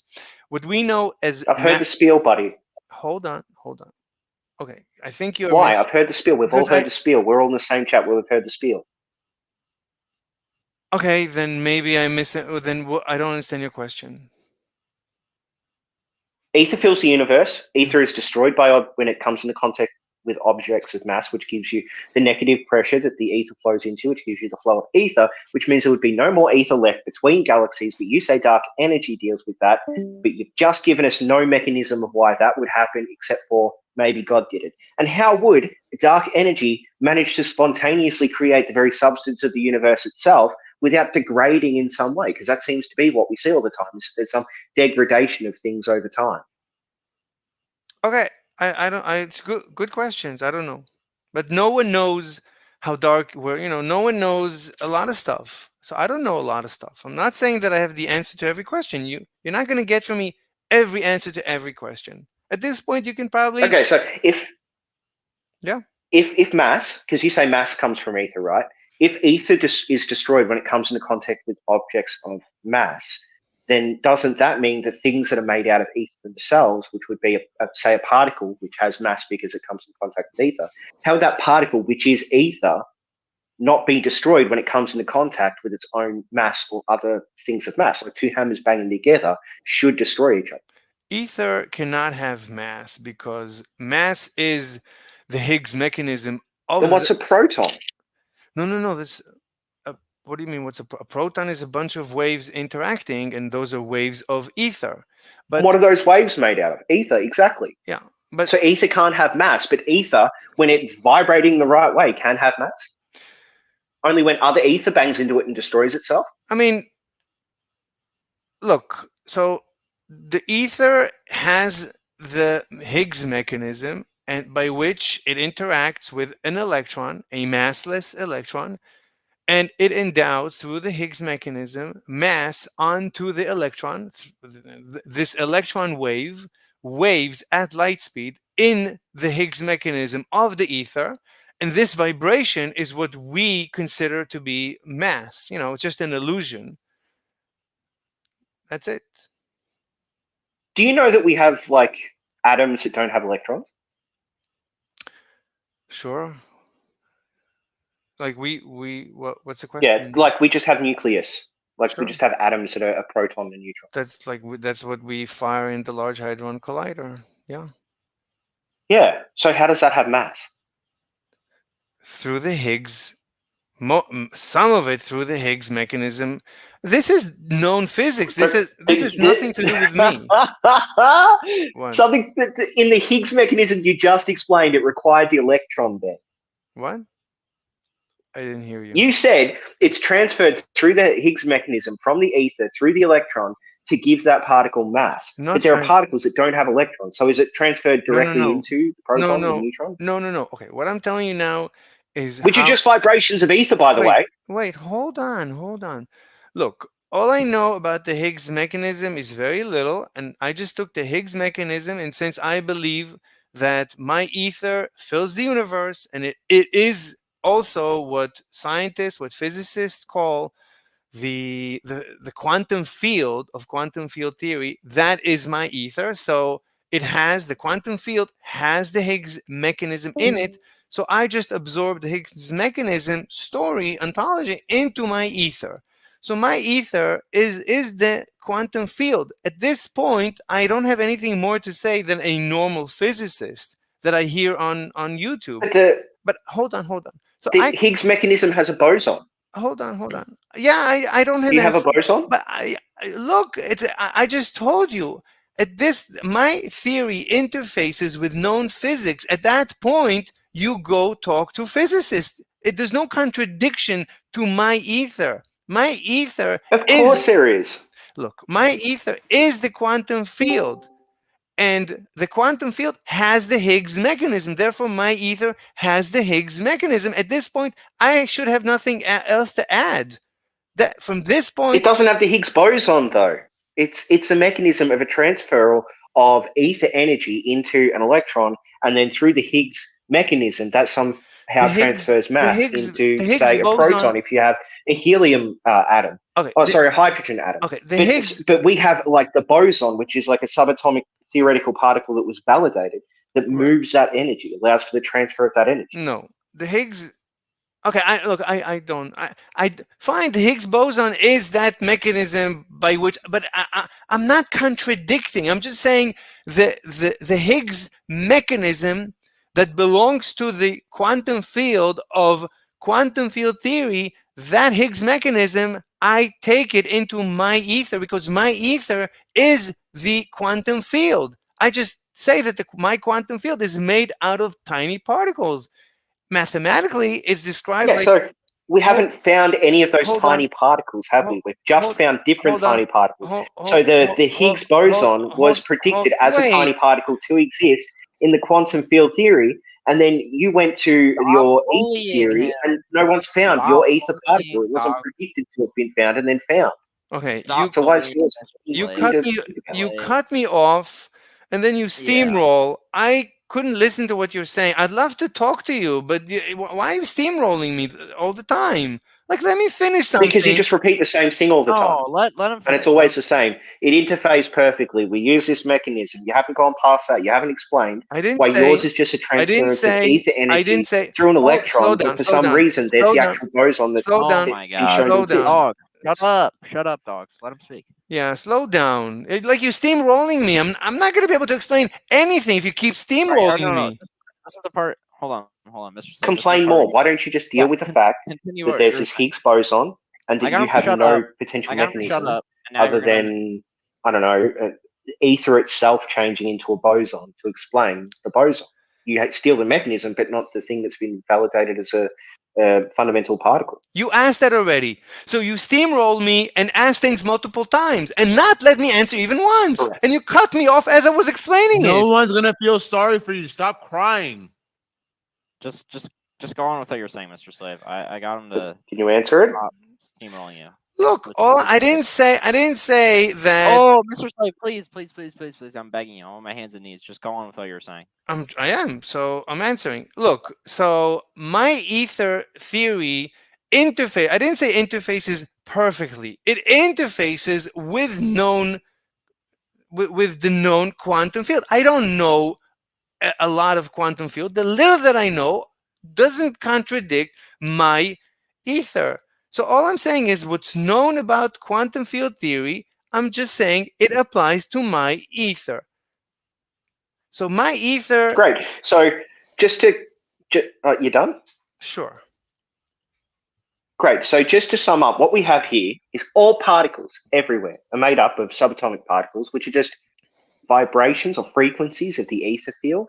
And then ether, which is the field itself, sorry, not a field, the ether particles. The ether particles slam into these other ether particles. And for some reason, anytime an ether particle slams into a particle that is just an ether particle, but lots of them together, that ether particle by itself is destroyed, which gives the bunch of ether particles mass, even though none of the bunch of ether particles that make up a atomic particle are destroyed. And then somehow the energy is transferred in that destructive process. I don't know why there's destruction that is necessitated, except for you need to do it to get your flow of ether. But that destruction, for some reason, transfers energy, which is just ether, by the way, through the Higgs mechanism, because the Higgs boson would have to be an ether particle, to the actual particles within the atom of the object that gets mass. And none of that makes sense. It's a contradiction of the destruction of ether in order to transfer ether to ether, but the ether that's transferring isn't destroyed, and the ether that is mass isn't destroyed as well. Okay. See? Yeah, sure. Yeah, sure. So, look, so this is just what you're describing is just the Higgs mechanism. So as far as I understand, the way that the Higgs mechanism endows mass, let's say onto an electron or any other elementary particle, is that the Slave couldn't hear you, Gamma, because Slave was talking over you. You're a bit low on your mic, Gamma. I don't think Gamma's talking. Anyway. Yeah, but he started talking and you talked over him. Well, he's welcome to speak. So what I'm saying is, look, the Higgs mechanism, how I know, the way I know that it endows mass onto particles is that an electron is always massless. The particles that we call massive, it's an illusion. They are always and forever massless. They always all move at the speed of light. But as they move at the speed of light, they interact with the Higgs mechanism, and the Higgs mechanism simply sends them bouncing back and forth within the ether field. That's the Higgs mechanism. And as they bounce back and forth, they seem to move slower than the speed of light, and that seems to be inertia, and that seems to be mass. That is the energy that we call mass. It's just an illusion. Do you understand? But I don't. No, I still don't understand how the destruction of the ether, hitting an electron that moves through the Higgs field, slowing the electron, causing inertia, would have anything but a contradiction in the destruction of that ether particle somehow causing another ether particle to do something. I didn't say Higgs field. I don't have Higgs. I have a Higgs mechanism. I'm taking the Higgs mechanism and I'm saying it is. Oh, then it's a reification. Great. It's what? Not a good place to be. So a field is an actually existing thing, whereas a mechanism is just a concept. But you're saying this concept is actually existing. The Higgs mechanism is a mechanism of my ether. I am just saying that the field from quantum field theory, that quantum field, that's my ether. My ether particles, my ether fluid is the everything you want to say about the quantum field from quantum field theory, you may now say, according to my theory, we may now say about my ether. So my ether has the Higgs mechanism. At this point, I should not have to add another word. We can introduce now an actual physicist who will explain to us how the Higgs mechanism works and endows mass onto particles. Nothing to do with my theory. My theory interfaces with quantum field theory. At that point, I have nothing to add. And actually, the same goes for special. Hold on. And the same goes for special and general relativity. My theory, my ether, interfaces just below special relativity and general relativity. I create the gravitational phenomenon, and I create the constant speed of light phenomenon through my ether. It comes out instantaneously, and at that point, I let her Einstein take over the conversation. I have nothing else to add. Hey, what causes ether to vibrate into matter? Well, again, this is known physics, right? Everyone knows that the quantum field is a non-zero energy. It's always a non-zero energy state. It's always vibrating. Therefore, now we know my ether is always vibrating, and my ether is always creating particles are always coming in and out of existence, just as we say about the quantum field and quantum field theory. Everything we say about quantum field and QFT, we now say about my ether according to my ether model. Yeah, but if ether is being created as conclusion. Yeah, of course. If ether is being created by dark energy out there between galaxies for some reason, then that would mean that there'd be an equal amount of, like an equal pressure everywhere except for somewhere where there is mass. So why isn't there spontaneous generation of mass constantly, since particularly in your world, the ether doesn't degrade that mass once it comes in? It's just as consistent as dark matter, bro. It's just dark energy. No, I bro, don't bro me, buddy. Basically just as equivalent. Dark energy. Don't bro me. No, I don't have dark matter. Bro. No, it's sick, bro. You're so bro. I don't. Okay. I don't have dark matter. Okay, Gamma. No, don't. Okay. I don't have dark matter. All I'm asking is, why aren't there big floating bits of matter out there in space all the time being created by your ether theory? Because it seems like the ether will somehow collide, or will have a random molecule pop into existence. But then the only way that you can do anything is when the ether interacts with that random subatomic particle out there in space or whatever. Like, you're not. I don't see how anything isn't just being constantly created by ether liquid. I don't understand the question. Please repeat.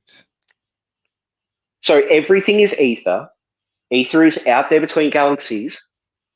For some reason, ether doesn't destroy a particle once ether decides to turn into a particle when it pops in and out of existence like it does in fields. So why would it not be the case that there wouldn't be constant particles being created out in space that aren't destroyed by the ether, that have mass, that pull more ether particles, which would turn into more objects of mass, which would then coalesce into more and more massive objects out there between space? Why is it that there isn't like more matter being created constantly everywhere? Okay, so honestly, I don't understand your question, but all I have to say is all we know about dark energy. Now just port it over into my ether model, and that is dark energy. I have nothing else to say. Dark energy. That's not true, because dark energy in our model doesn't create particles.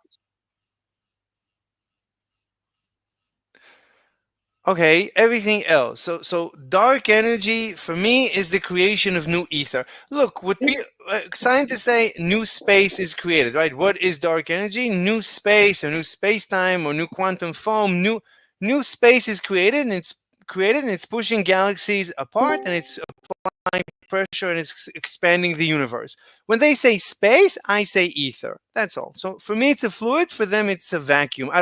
I honestly never understood how it works for them. For me, it's a physical thing. It's a fluid. Why is everyone so angry tonight? I'm not angry. It's just I know these sorts of guys. You ask them a question, and instead of answering the question, they'll give their entire summary of everything they believe, and then they might try to answer the question if they understand it. They can never get off their script. So all I'm trying to do is break the script. Mr. Slave is like 180 IQ. It's not going to happen. It's nothing to do. I know. I can't connect with him because I'm only 60. Look, IQ's irrelevant. Oh no, not with Mr. Slave. He's orders of magnitude more intelligent. Look, yeah, it's not irrelevant for me. Like, I can't even wipe my own ass half, Dave. Look, I don't want you to say that I'm smart. That's not the point. The point is that I am presenting a theory. We never claimed you were. No, there wasn't a claim you were smart. I didn't. Okay. Please don't attack me. Please stop it. So I wasn't attacking you. Yeah, no one tell any jokes. That definitely wasn't an attack. That wasn't an attack. You can't sarcastically tell jokes. That wasn't a joke either. That's a fact. Just because somebody says you're smart doesn't mean you're intelligent. I got you all. I'd rather not have a conversation about me. So look, the point. Yeah, good. Is, anyone else got anything to chat about? I think we're done with this whole ether fluid thing. There was glaring contradiction after glaring contradiction, and no way for him to resolve it, which violates his epistemology. So you cut me off. Yeah, I like the bit about how you're saying particles. Wait, Mr. Dog, you cut me off. Please don't do that again. So as I was saying, I'm saying, probably going to keep doing it. You've just got to learn not to repeat yourself constantly and go down your script and get off script. So you're going to keep cutting me off? Sometimes, yeah, not all the time. Mm-hmm. Okay. Well, if you repeat the same sentence back each time, it makes it hard to follow the back and forth. Mm-hmm. Anyway, yeah. So you made a comment. Comments have been made about me, and I'd rather not discuss me. I'd rather discuss my theory. And if you can find any contradiction within my theory or between my theory and any known physics, I welcome any such discovery. I'm looking to discover that my theory. You recognize what you just did was a repetition of something you constantly do? I'm looking to discover a contradiction in my theory. I'm here to cross-examine my theory. I'm here to stress test my theory. and discover that it's not true, and in the process improve it. Okay, great. So here's a contradiction. Your theory establishes a Higgs mechanism or something similar to a Higgs mechanism, but it doesn't have the Higgs boson. It doesn't How have does that to. work? It doesn't have to have it because my theory interfaces with the known quantum field theory. Everything quantum field Do theory. you recognize that answer is just a get out of jail free card that you use all the time when you can't explain something? As long as my theory doesn't contradict known physics, it gives us quantum mechanical special relativity and quantum mechanical general relativity. I couldn't ask for more. Do you understand that you're just repeating the same script? Are you gonna point to a contradiction between my theory and any known physics? Yeah, I did, but you used your get out of free What is jail the card. what is the contradiction? It's just part of your script. What is the contradiction? And you just walked away from it. What's the contradiction? I don't have a Higgs boson? Can you not remember? Wait, why do you think I don't Yeah, have a Higgs? so- Why would I not have a Higgs boson? If a Higgs boson exists in the quantum field theory, why would it not exist in my ether? Why? What's going to stop it? Because it's a particle of transfer that transfers inertia, which you're saying that that's just particles of ether being destroyed. So you can't have a particle that is just ether at the very, especially since it's a foundational particle, would have to be ether. Are you saying? Hold on. But you can't say the ether is both Wait. destroyed as well as transferring the energy Hold on. using itself, because all energy is just transference, it's just particle pushing particles. Hold on. As far as I know, from the electron through to the nucleus. Okay. As far as I know, through the electron into the atom. I don't. Okay. As far as I know, the Higgs boson does not endow mass. It's the interaction with the Higgs field. The Higgs boson is something else. Higgs bosons are not the particles, are not exchange particles that create inertia. That's as far as I know. So that Higgs particle being found, what is it in your model that would be that Higgs particle? Ether? However, I don't know how, right? It decayed. I have particles that decay, so some high energy photon decayed, or W, or something decayed into a Higgs, which decayed into whatever. I have particles. Into what? Whatever. What Quantum, does the Higgs decay into? The Higgs boson? Whatever it did what does it decay into? Whatever the LHC detected, that's what it decayed into. Oh, so it didn't decay into ether. Of course not. It decays into other particles. Of course it doesn't decay into ether. Okay, at what point do you get to ether from an actual particle? How do you get from a particle to ether? No, you don't. I mean, these are waves. You cannot just... these are waves. These are particles. They don't just disappear. There's conservation of momentum, conservation of inertia, of spin, of energy. All these waves have these properties that are conserved. Okay, so waves decay. Then Right? what do you mean Do waves they? decay? If according to quantum mechanics, Do waves decay? Look, I don't know enough about the waves of quantum mechanics, of quantum field theory. However they behave the same in my ether. I don't know enough about But the waves are just perturbations of your ether. They're just the particles of your ether for some reason waving. Yes. What's causing your ether to wave? It's a fluid. Yeah, but what's causing it? What's a mechanism? If you're saying ether is foundational to allow the transference of any sort of energy or force into inertia, what is causing the ether to wave? Is it just magic ether wavy energy? I don't understand the question. My ether is the quantum field. Thank you. That was very intelligent what you just said. But Yeah, I know. Even like a wave particles- on Earth, like an ocean wave or a sound wave. You know how that propagates and how that what's that? Exactly like quantum field theory says. Whatever quantum field theory says, just say that about my ether. Okay, What so causes your the ether is wave? just quantum field theory that you've switched the terms on? No, because if it's a field, it gives us quantum gravity and quantum special relativity, which we don't have. So it gives us two quantum mechanical theories, and it doesn't contradict any known physics. I just got I've given you so many, but okay, think about it like this, okay? The ether is out there in the universe. What causes it to start waving in such a way that it generates particles? that is the nature, right? We know about the quantum field that it always vibrates. It's a non-energy state field. That what we know about the quantum field. Now we say about my ether. That is my ether model. So my ether model. Okay, but what is the cause of that? Let me finish.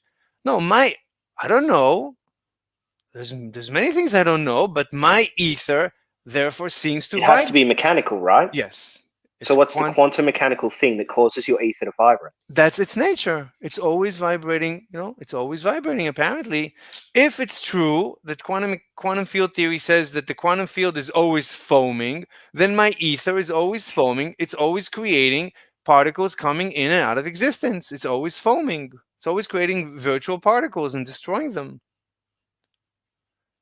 So what is the cause of that vibration that allows for, especially for particles to remain in, to remain instead of just popping out of existence again? I don't have to answer that. What causes ether to vibrate into particles that will eventually turn into wood, as opposed to ether to vibrate into metal that are all being bombarded by ether that's already vibrating? Whatever quantum field theory says, I don't understand the question. I'm not adding any information except for I'm supplying. Terry, you understand this question, don't you? Yeah, I've got to grasp it. I'm not a physicist. I barely left high school, but I'm getting to understand a little bits and pieces of this.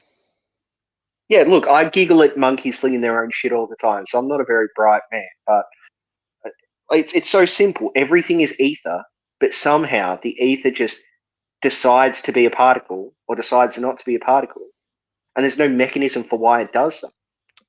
You can say exactly. Yeah, we have to have a theory. We have to have a theory for something that's in there. We can't, or we can just say we don't know. But then, if you say you don't know, what else can you say you don't know about? Look, I'm adding a quantum mechanical theory that gives us quantum gravity and quantum special relativity and fits all of known physics. I'm not giving any further. I think the point. Mm-hmm. I think that's the point. Is you're not adding literally anything. You're just starting from a conclusion. And saying this is ether. No, I'm giving a quantum mechanical gravity and a quantum mechanical ether theory of light. Theory of. What does it add, though? Excuse me. What does it add? What information? What new possibilities? What new predictions can it add? Right now, we don't know why the speed of light is a constant. So the ether answers that, and we don't have quantum gravity. And I answer. What do you mean? So if the speed of light, and this has to be true in your model, the speed of light is the speed of a speed of a wave within the ether, such that it generates a particle at a set speed.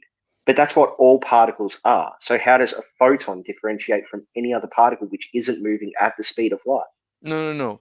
So my theory predicts a constant speed of light observed by all observers, moving or stationary. I have a quantum mechanical theory that explains the quantum mechanics of why the speed of light is a constant. Also, the same theory explains quantum gravity. And also, it doesn't. I just asked what that explanation was. So the photon must necessarily just be a wave of ether material, right? Wave of ether liquid, right? Is that true in your theory? Yes. Yeah. Okay. So why does that move at a constant speed in both directions, as opposed to, say, a neutrino, right? They're at 98% speed of light or something. No, that's not. I'm saying that light is observed at a constant speed. It's always measured at the same speed, no matter who the observer is. Einstein postulated. Can't understand the question I asked you? Well, let me just finish. So Einstein postulated this, but no one ever proved it, and certainly not quantum mechanically. So my theory, my ether, immediately gives you a constant speed of light to all observers in all reference frames. So this is some Okay, Einstein. so this is the last time I'll ask it, and then we can all just move on from here. Okay. So if a photon, piece of light, a particle of light, or even a lot of photons in a beam of light, all move at the constant speed of c, whereas a neutrino moves at 99.9999997% the speed of c.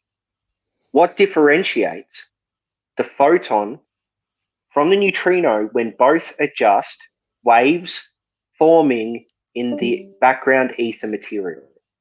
Okay, I already answered that. So apparently the neutrino interacts with the Higgs mechanism, so it slows down. That is what the Higgs does. It slows down particles. Slows But down that's waves. just ether. Why does a photon not interact with the Higgs mechanism when the Higgs mechanism is ether and the photon is ether? Well, that's just the nature of the beast. I don't know. That's quantum mechanics. That's quantum. All right, there we go, ladies and gentlemen. We have hit the end where it's just the nature of the beast. Okay, so let's just move to closing. So my theory has yet to be no one has yet to show a contradiction between my theory and any known physics. My theory explains quantum mechanically that the speed of light is constant for all observers, moving or stationary, in all frames of references. And my theory is a quantum gravity theory. How about Even though we have questions that you can't answer, that you don't know, so your theory is incomplete. I never Well, wait a said. minute, what- I never said I have answers to every question. All I said is my theory does not contradict any known physics, and my Thomson theory. scattering. Yeah, omnivore. That's our first conversation. I'm It's satisfied. fine. Like, there's a contradiction between Wait, let me neutrino finish. speed and Let me- photon speed. Yeah, there's not a contradiction. So apparently, the Higgs Yeah, of slows course there down is. neutrinos. They're both just waves of ether interacting through the Higgs mechanism using only ether to get inertia of a particle that is ether in a background of ether. As the ether is destroyed, which causes the inertia in the ether. So it's all just ether, but for some reason, one is 100% speed of light, and the other one is 99.99997. That is a contradiction. Look, I don't have. This has nothing to do with my theory. So you can ask this very same question any quantum mechanics expert, and I don't know if they would have an answer. The photon wave does not interact with the Higgs mechanism, and the neutrino wave does interact with the Higgs mechanism. I don't know why. You can ask the experts. Whatever the answer is, they answer. You can just port it into my ether model. Again, I never said I have answers to all the questions. Only if it doesn't require another foundational particle other than ether, which the Higgs field requires a foundational particle that is an ether. The Higgs mechanism works perfectly with my ether model, and all of quantum field theory works perfectly with my ether model, and my ether model answers SR and GR and dark energy, and no one is yet to point to any contradiction between my model and any known physics. Thomson scattering. Do you know what an elementary particle is? Yes. What is it? What is it? What is it? Yeah. I mean, it's like there's a table of elementary particles, like an electron and the quark. So you don't know. What do you mean I don't know? I don't know what you mean by no. Elementary particles don't decay into more foundational particles. They aren't made of other subatomic particles. Yes, elementary particles, of course, they decay to other particles all the time. They like, you can have an electron. It's not composed of other particles. I didn't say no, but it's not. No, but an electron can decay into 2 photons, or who knows, whatever. I don't know. Like, according to QFT, of course, an electron can come into existence from something else, can go to something else, can become something else. These waves, that's one of the reasons why we know these are not particles, because they keep morphing into each other. So they are just waves. Okay, so you're saying that there has to be this particle isn't made up of other particles? Which one? That is in our model, but not in your model. Which but one? You're saying our model is just your model. I, The boson, Higgs boson. The Higgs boson, it does not contradict my model. Why would it contradict? It doesn't Oh, contradict. great. Okay, I think we're done here. I think I'm bored by this. You can't understand what people are saying to you, and you just keep repeating the scripts. I think we're done. I'll move on to something. Okay, so I'll move to second closing since you moved to second, so I'll move to second. So about the Higgs boson, as I said, as far as I Son, know, this isn't an official debate. You understand that, right? There's no like term set out for our debate. So there's no I know, this is closing, there's just no opening. All it is general just a versus general VC. conversation in VC. Thanks, Well, Terry. general We said that at the same VCs. time. Jinx, you owe me a Coke. well, you made a comment. You made a comment about the Higgs boson. So let me just respond. So as far as I know, there's no contradiction between any. Here we go. It's the script. Great.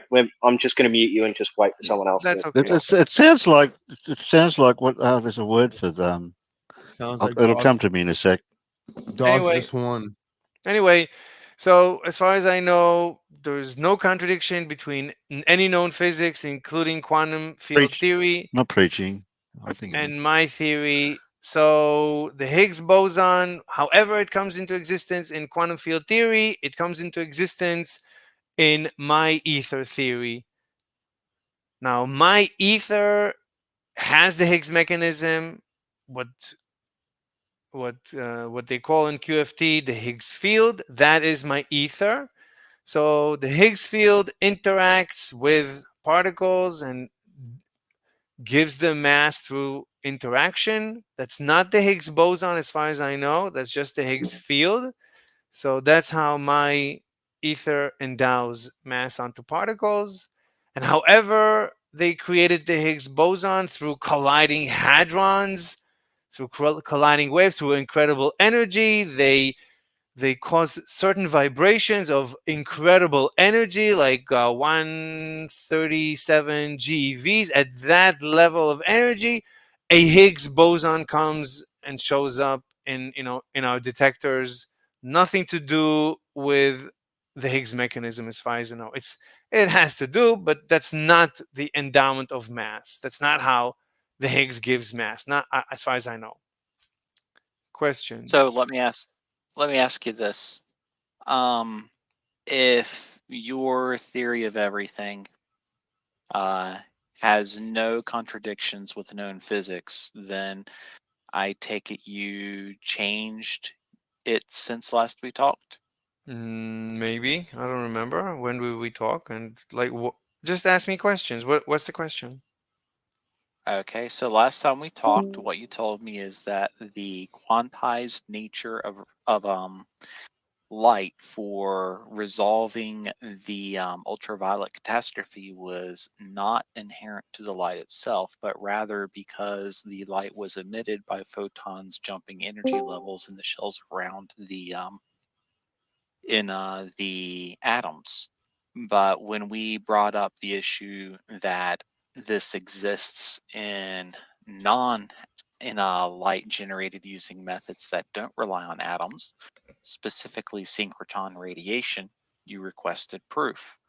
I provided that proof to you in a document that I forwarded, and I know that you got it because you responded, showing that the energy of synchrotron radiation emitted from a particle accelerator is quantized, which contradicts your prior claims. I'm not sure. I mean, I definitely barely understand what you asked, but I barely know about the UV catastrophe, and whatever explanation I gave, I think I said, as far as I know, like I barely understand what went on there. So, but I don't see how anything that we're saying now is a contradiction to my ether model. So, can you just move to that? Could you just point? Okay. Mm-hmm. So your ether model says that everything is essentially waves, and that the idea of stuff being wave particles or having wave particle duality isn't really a thing. Is that correct? Well, there's no particles, as far as I know, in QFT, and there's no particles in my ether model, except for the ether fluid. All elementary particles are waves in my ether model and in QFT. Well, the problem is that waves in and of themselves do not have quantized energy levels that we've ever measured. They are, I guess you could say, analog would be the best way to describe it. But when it comes to a lot of different phenomena on the level of particles or, subatomic stuff, we do find the energy levels are quantized. And that would be a contradiction with your claim that everything is waves. Okay, as far as I know, QFT says everything is a wave. Am I wrong? Does QFT not say everything? Right? QFT says everything is a field. So a field implies every elementary particle must be a wave. Right? There is an electron wave in which electrons are waving in the electron field. And there is quark field. Like, that's how QFT works. There's a bunch of fields that somehow live at the same place at the same time. And what we call particles, those are just waves. So that's what QFT says. It also is what I say, because in my universe there is a fluid, and I cannot have particles running around in this fluid. They wouldn't survive. Okay, so what you're saying is that you've adjusted your position. These aether waves that create things are now quantized.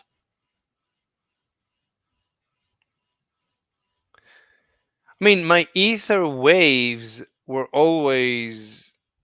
It doesn't matter. I mean, whatever. Okay. Can you if find... it doesn't matter, then go for it. No.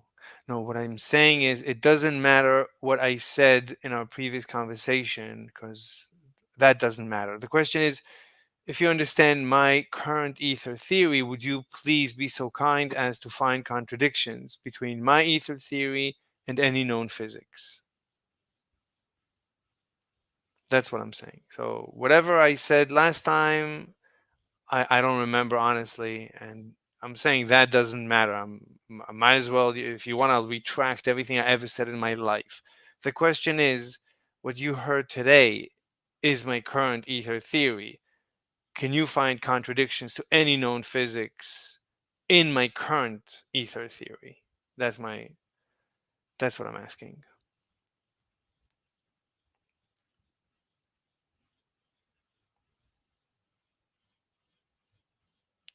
Phil Kami, do you have an answer to that? Nope, because I wasn't actually paying any attention to what was being said earlier. Do you So want... I have no idea what it was today. No, you're okay. Please don't explain. You're fine. I'll let somebody else ask for that explanation. No, I don't want to go back there again. Okay, just to move to closing again. So no one has yet found any contradiction between my ether theory. Well gone over, right, man? Oh, yeah, you said that before. No one can explain your ether theory because we don't understand it enough. Okay, do you want me to explain it to you, Terry? No, please don't. No. I was waiting for someone to say that. Is Mr. Slave convinced of Mr. Slave's ether theory? Yes, he is. Yes, he is. So the reason I'm here, I'm looking to be cross-examined, or I'm looking for my theory to be cross-examined, and for anyone to find faults in my theory. So you're here to try to validate your own grandiose delusional disorder. You're like Terrence Howard. You just pop up in place and you're like, no. I want to be seen as legitimate by everyone so you can validate me for whatever crackpot thing you've come up with. But you don't actually have a coherent worldview. You're not open to criticism. You just want to spew it out and then get upset when people say you're an idiot. Yeah. That about sums it up, dogs. Let's not make it personal, please. So if you You have make it personal, yes. I was waiting for that too.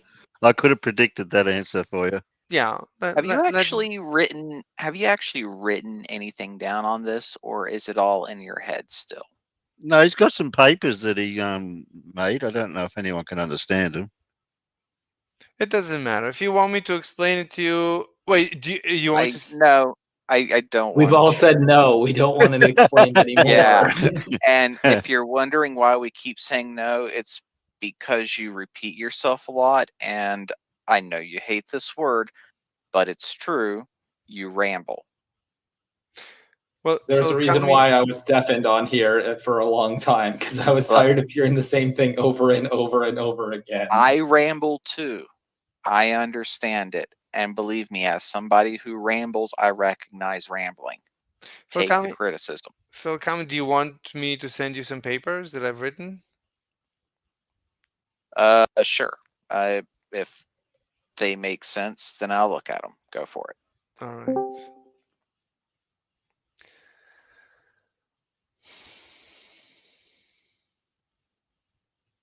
What do you think the odds are that they're going to make sense? Has anyone read the Turbo Encabulator? I Yes. might send you that first. I'm hoping for equations, honestly. Good thought out Math? equations. Yes, math. You'll I am never hoping find for math. You'll never find math in a flat Earth argument. He's not a flat earther. He's So close he enough. has that going. He has not being a flat earther going for him. So He's there's close, a though. possibility of math that hasn't been stolen from another source. No, Well, I could say he's on that side of the fence, if that makes sense. No, because the sides of the fence are very clear.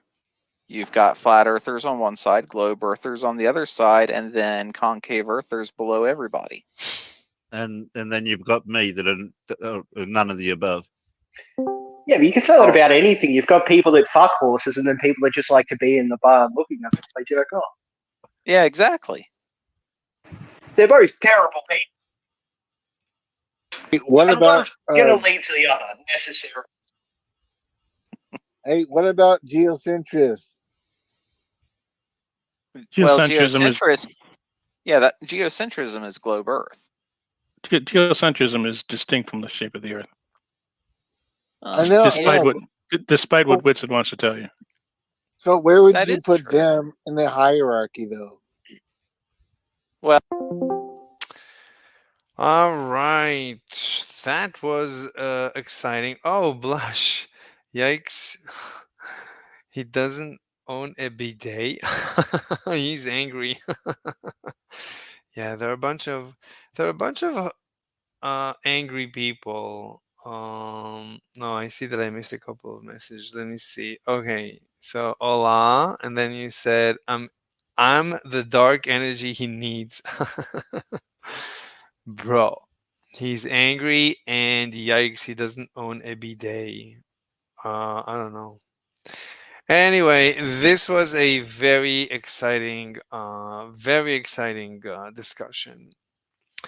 So yeah, I mean, yesterday there was like an actual physicist, like a researcher, and he told them to stop abusing me, basically.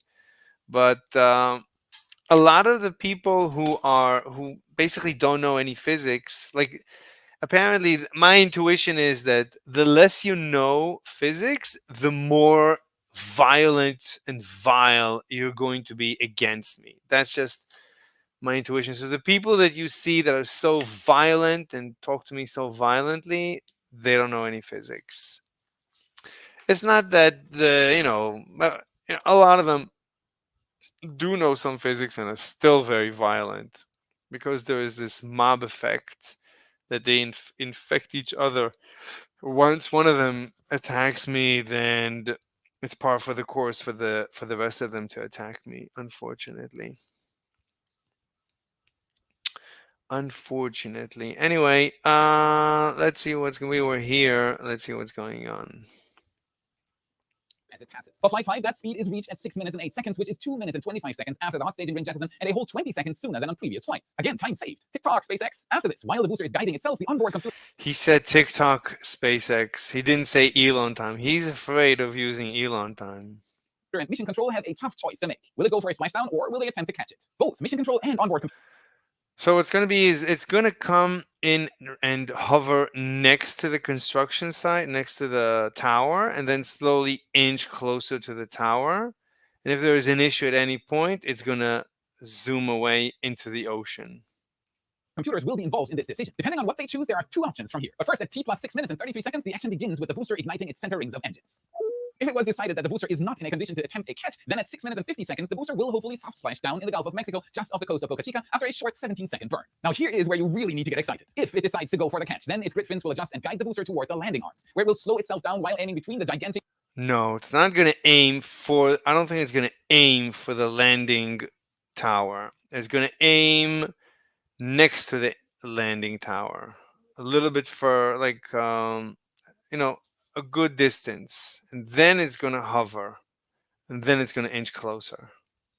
Metal chopsticks. They'll rapidly close in to catch the booster as it cuts down to just the center 3, then it fully cuts engines all in the span of a few seconds. If this is successful, then hopefully the booster is safely resting on Mechazilla's arms at T plus 6 minutes and 56 seconds. Thus concluding the world's largest trust fall and me possibly having to be hospitalized because of an adrenaline shock. Whatever happens, it is sure to be exciting. If all works out, we'll be left to admire the world's most powerful rocket booster hanging between two metal chopsticks, having successfully carried the world's largest rocket to space. After that excitement, the journey is not done, as we still have the ship re-entry to look forward to. While the booster is performing its landing, the Starship continues its journey to space. Its engines cut off at 8 minutes and 27 seconds into the flight, just 4 seconds later than on previous flights. As on all the other Starship test flights, the ship will not be on an orbital trajectory. Instead, it will re-enter without performing any burns at 40 minutes and 3 seconds into the flight, 38 seconds later than on previous flights. Now comes the next hard stopper moment. We'll see how well the new heat shield holds up and whether the upgrades made a difference. Given that SpaceX nailed the landing last time, it would be surprising if there were any issues after re-entry this time, but you never know what to expect. SpaceX is testing many things during these flights. If everything goes according to plan, the ship should touch down at 1 hour, 5 minutes, and 34 seconds into the flight. Okay, whatever. Let's see what else is new. I need to get back to continuing my the tensor course. The Higgs potential, the electroweak phase transition. Let's see this. And which may control its ultimate violent fate. Today we will discuss the Higgs potential.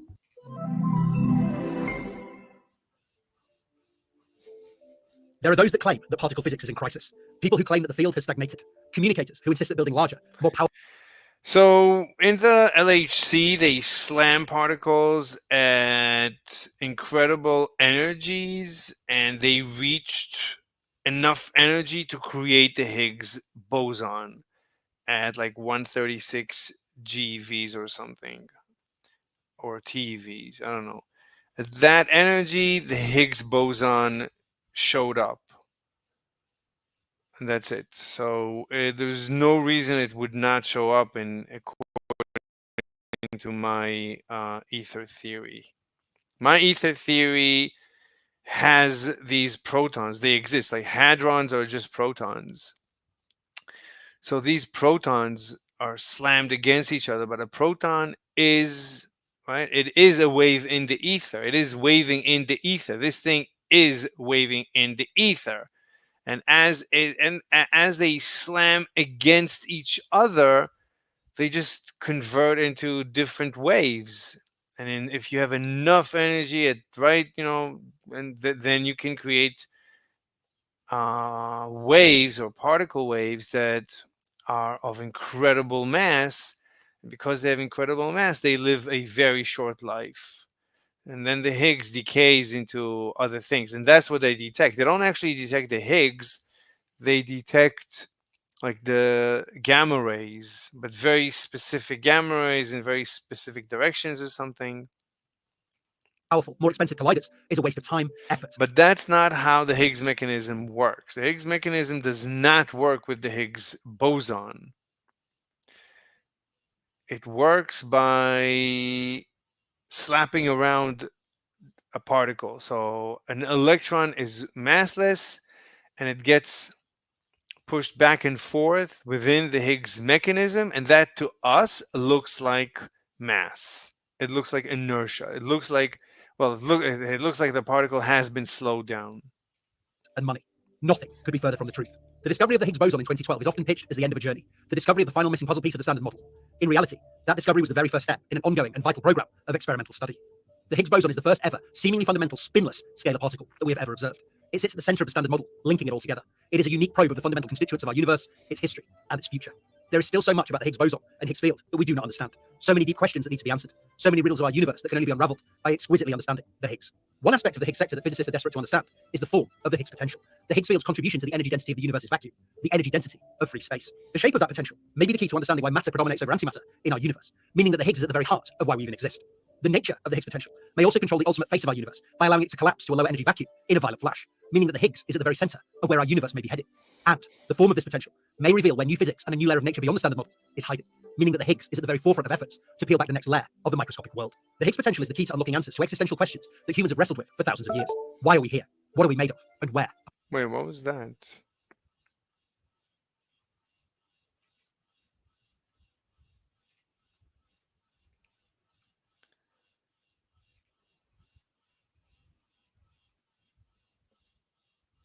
What was that noise? Wait, was that in this, in the Higgs? Did it make that noise? Is the key to unlocking answers to existential questions, meaning that the Higgs is at the very forefront of efforts to peel back the next layer of the microscopic world. The Higgs potential is the key to unlocking answers to existential questions that humans have wrestled with for thousands of years. Why are we here? Oh, so it's in the video. Microscopic world. The Higgs potential is the key to unlocking answers to existential questions that humans have wrestled with for thousands of years. Why are we here? What are we made of? And where are we going? The currently active Large Hadron Collider is attempting to narrow the parameters of the Higgs potential, but it can only take us so far. To continue to seek some of the most consequential answers to some of the most far-reaching questions, we need larger, more powerful, more intense particle colliders. Explaining the importance of the Higgs potential is a doorway to telling some of the most exciting, intriguing, and potentially important stories in fundamental physics. In this two-part mini-series, we will read some of them together. In this video, I will explain what the Higgs potential is, the problems it addresses in high-energy particle physics, and why we still know very little about its form and evolution. In part 2, we will explore why mapping the form of the Higgs potential is so incredibly important, how that mapping can be done, and the absolute necessity of building new, more powerful, more intense particle colliders to perform that mapping. So let's get started. Okay, let me go get some carrots. So, wait, what are they?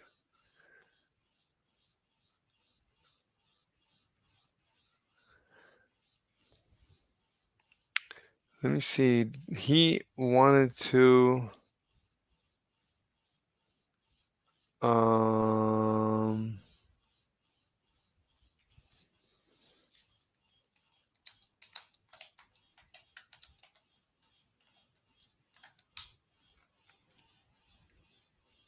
anyway, I need to go get carrots.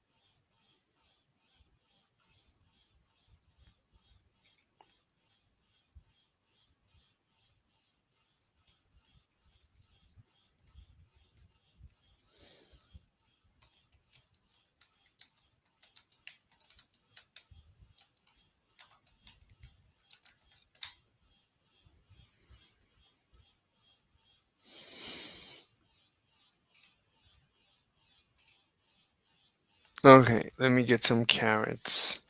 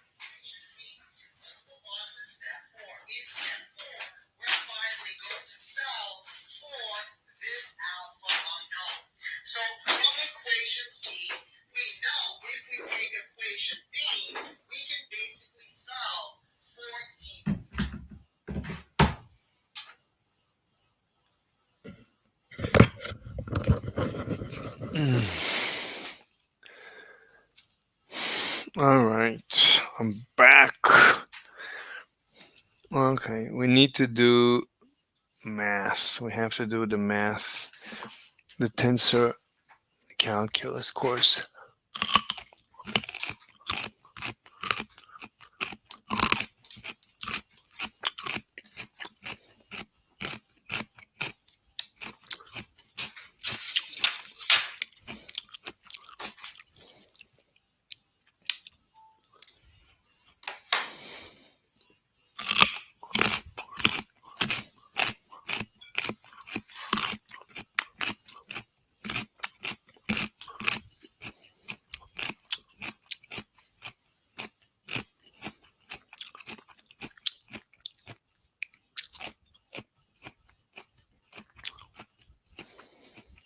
So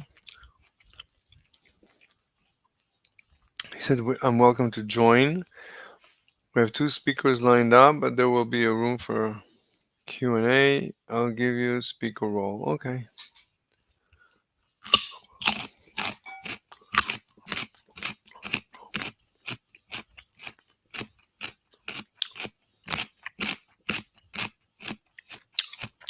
What is the Higgs potential? The Higgs potential is the Higgs field's vacuum energy density, the energy density stored in the Higgs field, the energy density of empty space. This potential energy distribution is a function of the strength of the Higgs field in the vacuum of our universe, and in the standard model, takes a well-defined form. The scalar Higgs field itself is a black swan amongst quantum fields. Quantum field theory tells us that the vacuum of our universe isn't really empty, but in reality is a boiling sea of quantum fields associated with every fundamental particle we know and do not yet know. Usually, the potential energy of these fields takes a parabolic shape, and these fields, although oscillating, take an average value of 0, the value of the field that minimizes the potential energy overall. We can excite fundamental particles out of these fields by pumping energy into them, like we do at particle colliders, but on average, they are turned off. However, in the modern universe, the scalar Higgs field seems to be an omnipresent treacle, permeating the universe and imbuing fundamental fermions with mass. Evidently, the current vacuum of our universe has the scalar Higgs field dialed up to a non-zero vacuum expectation value everywhere. How can this be the case? How can having a field constantly cranked up create a minimum in the energy density of the vacuum overall? The standard model insists that this reality is the result of a phase transition in the very vacuum of our universe in its earliest moments, the electroweak phase transition. During that phase transition, the vacuum of our universe rolled down the Higgs potential energy hill into its current state. The W and Z bosons acquired their mass, and the scalar Higgs field was powered up, so that fundamental fermions can ping off it and acquire mass of their own. The form of the Higgs potential solves a multitude of problems in particle physics, and in the standard model, that form is set in stone. To better understand the form and importance of the Higgs potential in that phase transition, it will first be instructive to consider the Landau theory of phase transitions, and a simple phase transition of potential in a toy system of ferromagnets. Landau theory has proved to be incredibly successful in describing a broad range of phase transitions, including the Landau-Ginzburg theory of superconductivity. Consider a simple 2D system of atoms arranged in a plane. Each atom has a magnetic moment that can point either up or down. At high temperatures, above the phase transition or critical temperature, the atoms flip between pointing up or pointing down due to their thermal motion. The system is disordered, but on average, there are an equal number of magnetic moments pointing up and down, and the system has zero net magnetization. However, when the system is cooled below the critical temperature, the atoms align magnetic moments to minimize the overall potential energy of the system. The system becomes more ordered and develops a net magnetization in a particular direction, up or down. The magnetization is the order parameter of the system. It increases from 0 to a finite value. Notice that the system can produce a net magnetization in either the up or down directions with equal probability, as both choices align the magnetic moments and lower the potential energy of the system by the same amount. We say that the potential energy of the system is symmetric with respect to up to down rotations. In Landau theory, the potential energy of the system in the vicinity of the critical temperature is given by the following equation: alpha magnetization squared plus beta magnetization to the power 4. Notice that only even powers of m are permitted, as otherwise the potential energy of the system would be dependent on whether the magnetization pointed in the positive up or negative down direction. In theory, higher order terms in magnetization to the 6 or magnetization to the 8 are also permitted. The beta coefficient in the potential energy equation is always positive. However, the alpha coefficient switches its sign depending on the temperature. Above the critical temperature, alpha is positive, and the potential shows a single minimum at 0 magnetization, where the system sits above the critical temperature. I don't Alpha understand decreases. anything.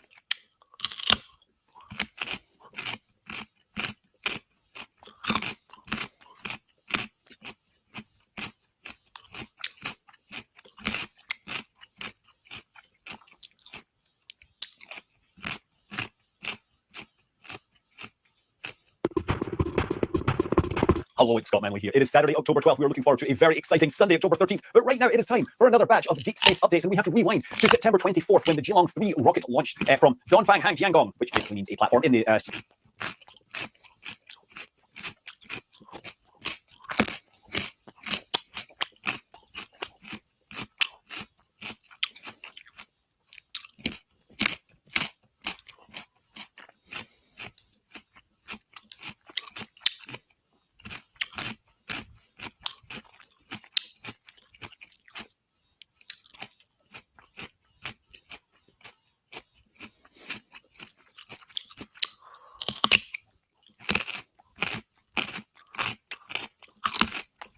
South China Sea. This launched a set of payloads into some synchronous orbits. I think it was like 8 different satellites.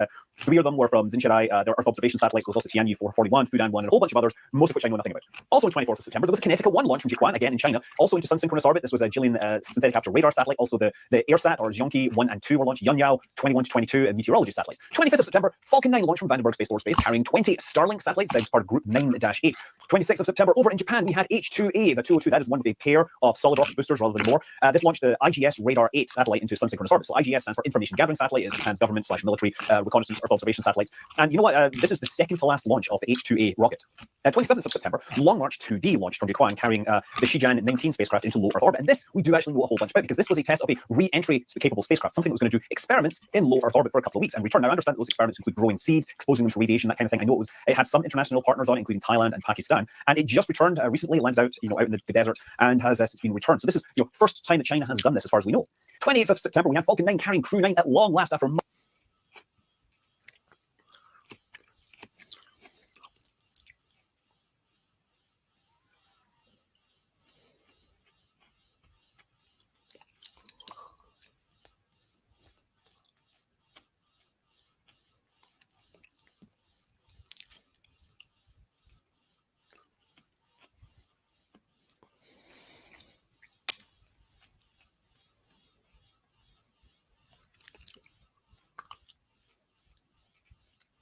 Okay, not so interesting.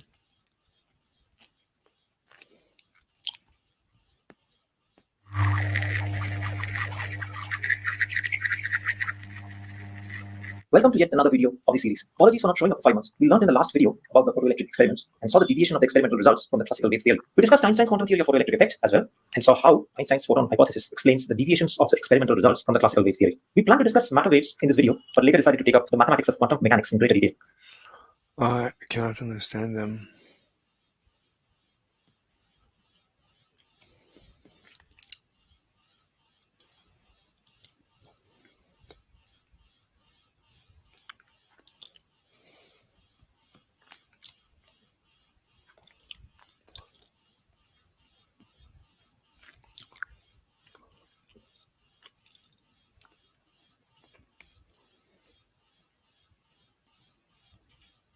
So.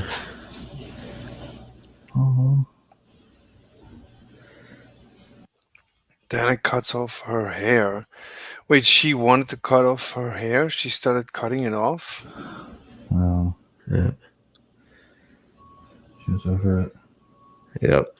So she's been wanting to cut off her hair, because it's so hard to manage it. She just lays down all day, So she started out, she just wanted to cut this off right now. A lot of women going through this, you cut off, a bunch of their hair because it's just unmanageable when you're laying down all day. Oh man, she's got such long, nice hair. I know. Crazy.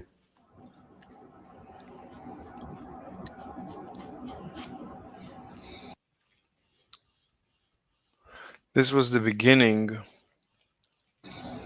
She's still not in bed. Now she's always, or is she already in bed? Yeah, she's dressed.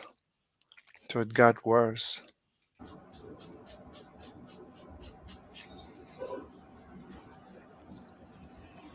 Is that it? Wow. Bye. So. Oh my God. Painful to watch.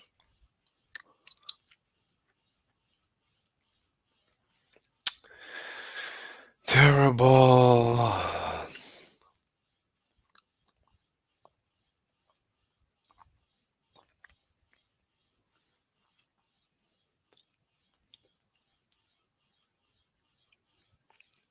Back in August, I wanted to understand what neuroscience could teach me about conspiracy theories, pathological lying, and the spread of misbelief. I came across the work of Dan Ariely, a behavioral psychologist at Duke University who had written 3 New York Times bestsellers on the subject. In one experiment, he scanned the brains of liars and showed how the brain offers less and less resistance to lying the more a person fibs, documenting the neurological feedback loop that turns a truthful person into a pathological liar. I had to know more, so I scheduled a meeting with him as soon as possible, a date which turned out to be in October. Shortly after I sent that email, the behavioral science world exploded. This is Dan Ariely. You may recognize him, but there is a problem. One of Ariely's studies has been retracted due to evidence of fraud. There is an extraordinary scandal unfolding in the behavioral science. This is one of the most egregious cases of data fraud you've ever seen in the world of academia.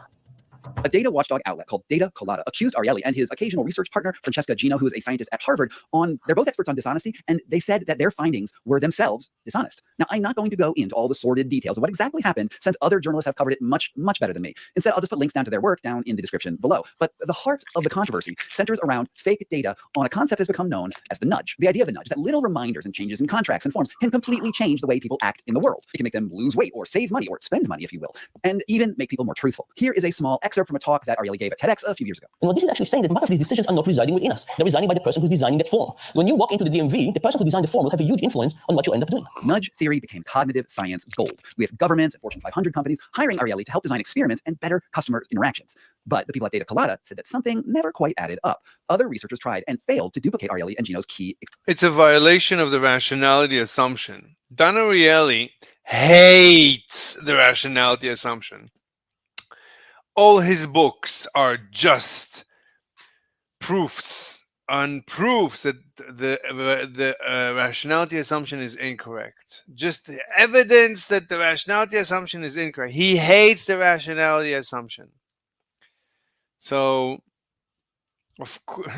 he created research around the evidence that he has against the rationality assumption, and it caught on because politicians hate the rationality assumption. Politicians don't want the public to be rational, because rational public, they don't need a politician. The purpose of the politician is to help the people. The poor masses, they're so dumb. They're irrational. We need the politician to come and help us. The politician, they're not irrational. The politicians are very rational. And since the politicians are rational, but the public is dumb and irrational, then Don Ariely comes in as the priesthood, and he signs all the papers. Yes, you can do whatever you want to the dumb masses. The masses are so dumb, you can do whatever you want to them, because you're only helping them, because they're dumb and you're smart. I'm Don Ariely. I'm the smartest. Yeah, so he wanted to prove that, right? He wanted to violate the rationality assumption, which is impossible to violate. So of course it doesn't add up. It can never add up. If the rationality assumption is invalid, then why do we have a science called economics? Economics should be completely out the window. Why are economists studying the economy, studying economics? I mean, the science of economics shouldn't exist. It's completely founded on the rationality assumption. Experiments. Then, two separate meta-analyses of various nudge findings came up with diametrically opposed conclusions. One, the first paper, said that nudging worked, but the subsequent study said that first paper was totally wrong and nudging definitely did not work. It felt like there was a little bit of a debate going on. And then came the real bomb. It turned out that some of the papers that Ariely and Gino had put out had obvious fake. She was kicked out already, wasn't she? Data that showed statistically impossible results, if not outright fraud. Data Colada even was able to show how someone using Ariely's username in an Excel spreadsheet's metadata inserted new data that just happened to bolster the results that were making his point. Ariely was making a fortune off this and sort of related data as a consultant. The story is big. NPR and The Atlantic and most recently The New Yorker all noted the irony on how these top experts online were themselves caught lying. Not only that, but the entire field of behavioral science felt like it was crumbling at its foundations. After all, if the top scientists online feel that it's okay to lie in their research, then what is truth? Now, I'm not an expert on lying, but I knew that I had this interview all lined up and I had to at least address this brewing scandal. Ariely was already on my schedule. So when I finally got onto the call, I said that I needed to first know how Ariely defined the concept of truth and how he defined lying. I want to go very, very big here. What is a lie and what is truth? Why would you interview someone who's been, after such a scandal? What's the point? Why don't you ask Hitler, how do you define Jews? Let's talk about it. Yeah, makes a lot of sense.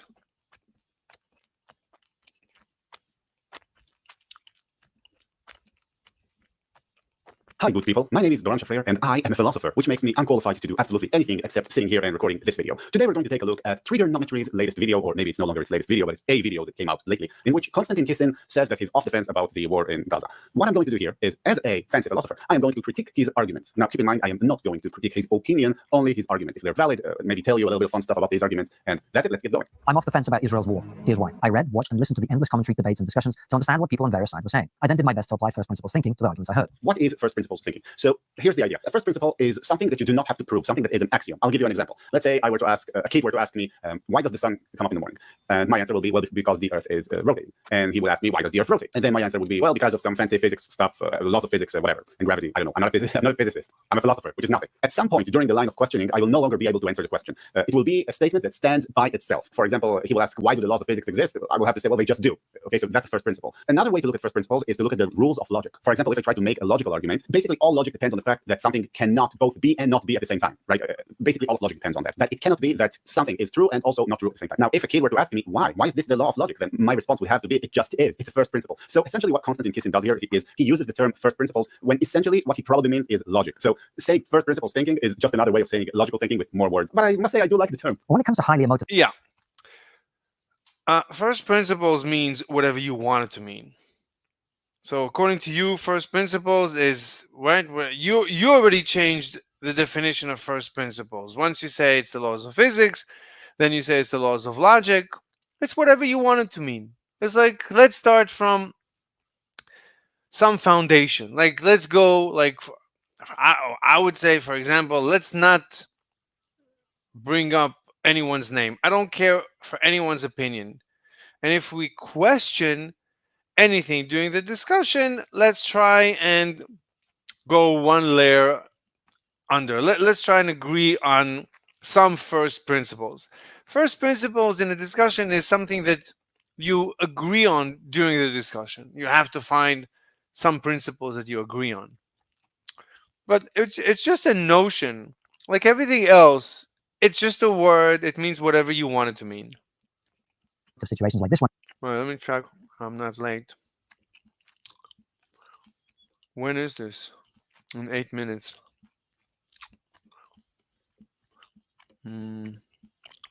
How do I add it to my calendar?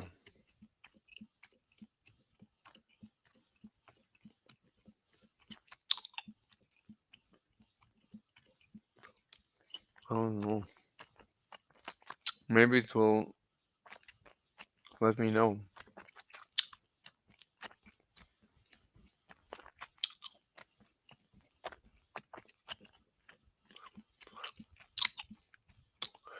But I'm assuming this guy is a leftist, is a leftoid. He hates Israel. Sounds like he is Israeli. So he's just out to get Kissin.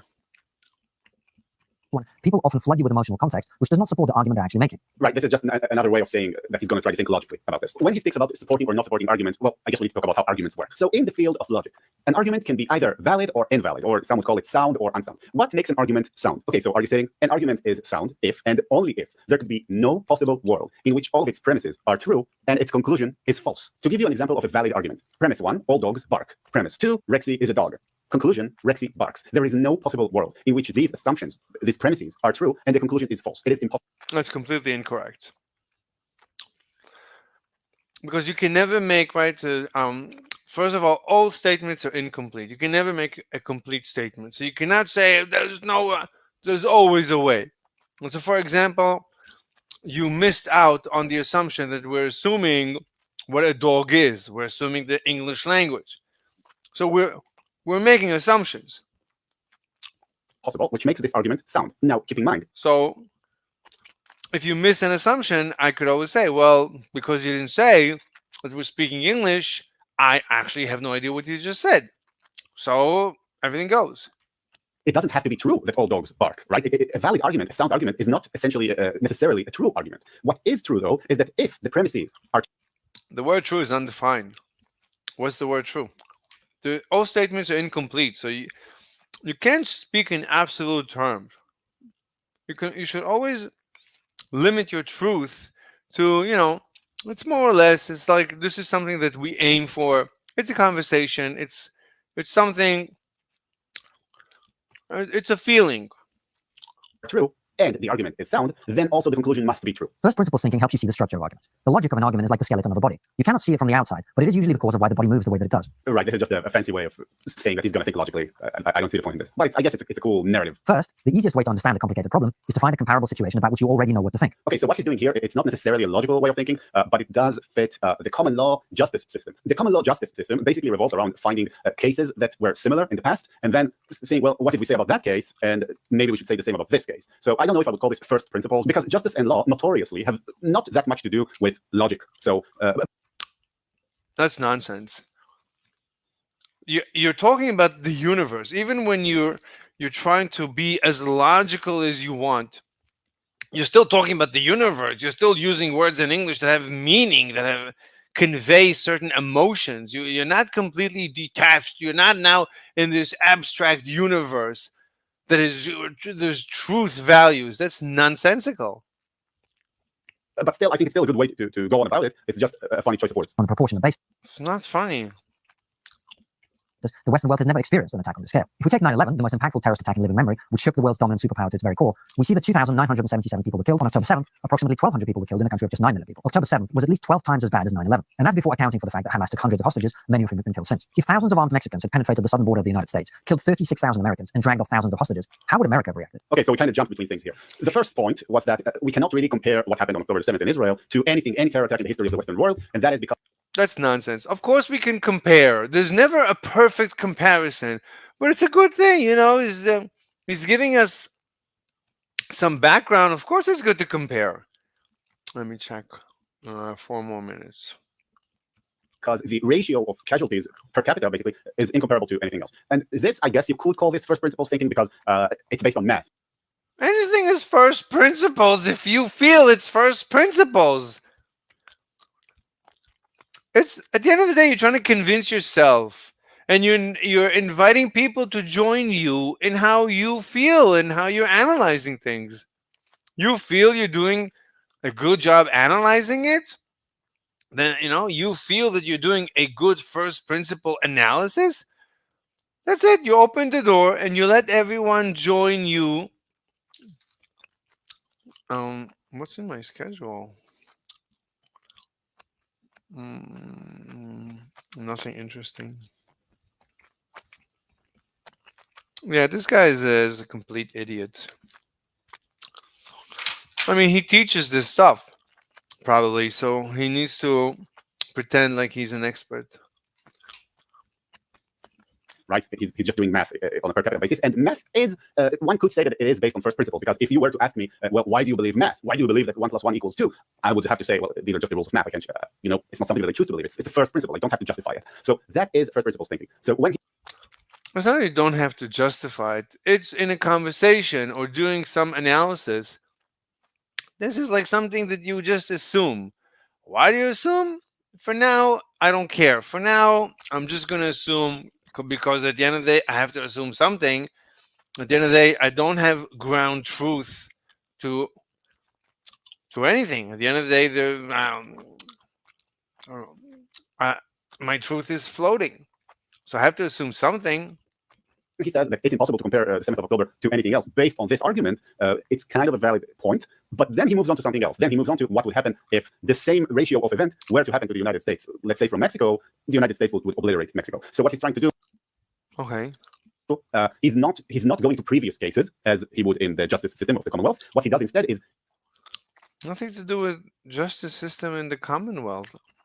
He says there are no previous scenarios that fit the occasion, because this is unprecedented. So what we have to do is we have to imagine what would have happened if a similar thing were... He said 9/11. To occur on United States soil. And this move kind of works. So this gets a thumbs up for me, at least philosophically speaking. There are some persuasive arguments from the anti-Israel camp which are aimed at contextualizing October 7th. Let's look at them. Number 1, history did not start on October 7th. The crux of this argument, when broken down to its central premise, is that the state of Israel is illegitimate. Israel is a settler colonial state. I have to add to that argument to strengthen the pro-Palestinian side. What they would say, in addition, when they say that history did not start on October 7th, they would not just cite the state of Israel as being illegitimate, but they would also cite numerous occasions in which Israel behaved wrongly, maybe even in the past several years. They don't have to go back all the way to its founding. 2. October 7th was a response to Israeli brutality and oppression. Whoops. Okay, so that's what I just said. But essentially, this is a continuation of the previous argument, right? That history did not start on October 7th. So it's kind of 2 and 1 are kind of the same arguments here. I don't know, like, yeah, it's the same argument. 3. Israel is killing civilians. The scenes of parents pulling their children out of rubble speak for themselves. 4. Israel is engaged in indiscriminate attacks, which is why so many innocent people are dying. Okay, so I guess now we're going to try to address all of these arguments. Let's see how he does it, and let's see if he follows his first principles thinking. Let's go through the arguments one by one. And for the sake of argument, let us accept that every point in each argument is valid and historically accurate. Okay, so this is actually a good move. In order to really attack the logical structure of the argument, which is what he attempts to do, he calls this first principles thinking, but essentially what he does is to attack the logic. Okay. Let's go.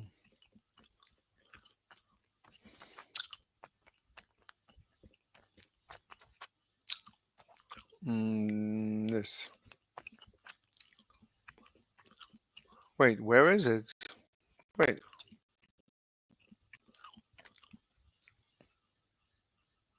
What just happened?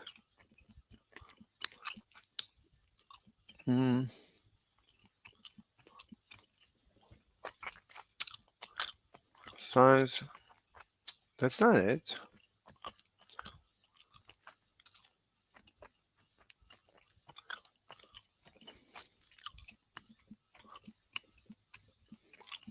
Where is it?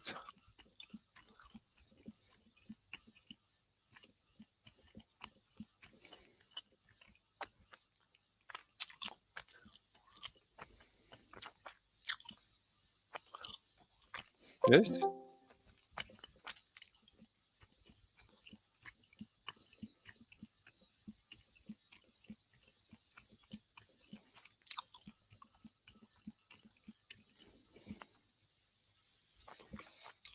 How did I get here?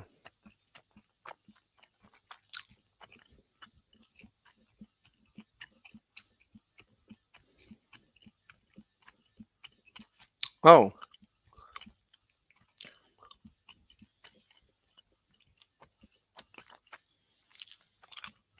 So where's everyone?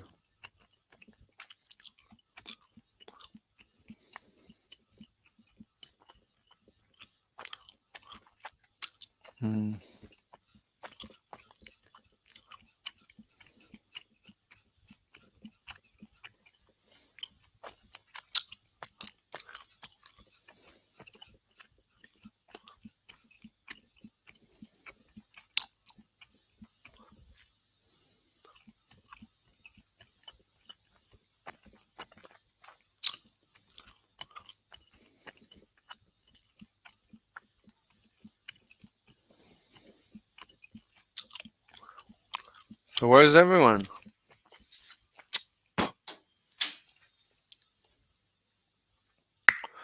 Bizarre. Okay. Whatever.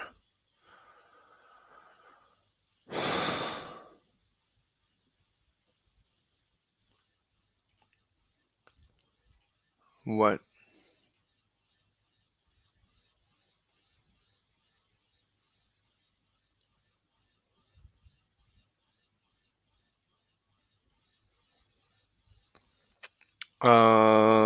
Sure.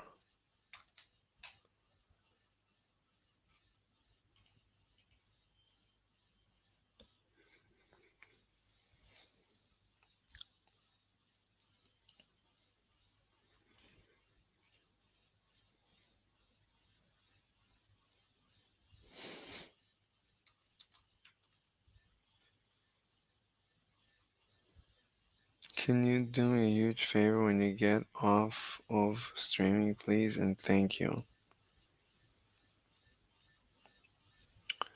I don't understand what she's asking for.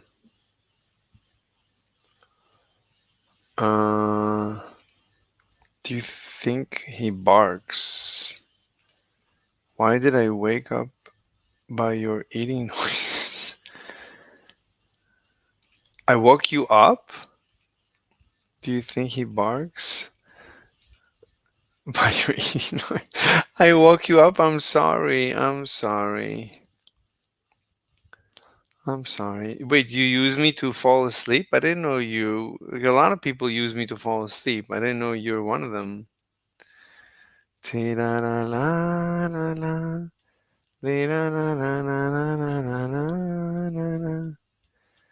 What's going on?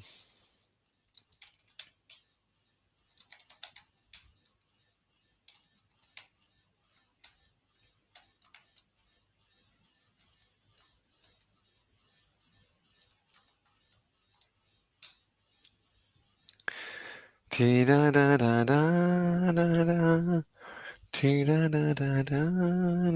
argument to attempt to do so. At least we'll see if he's successful.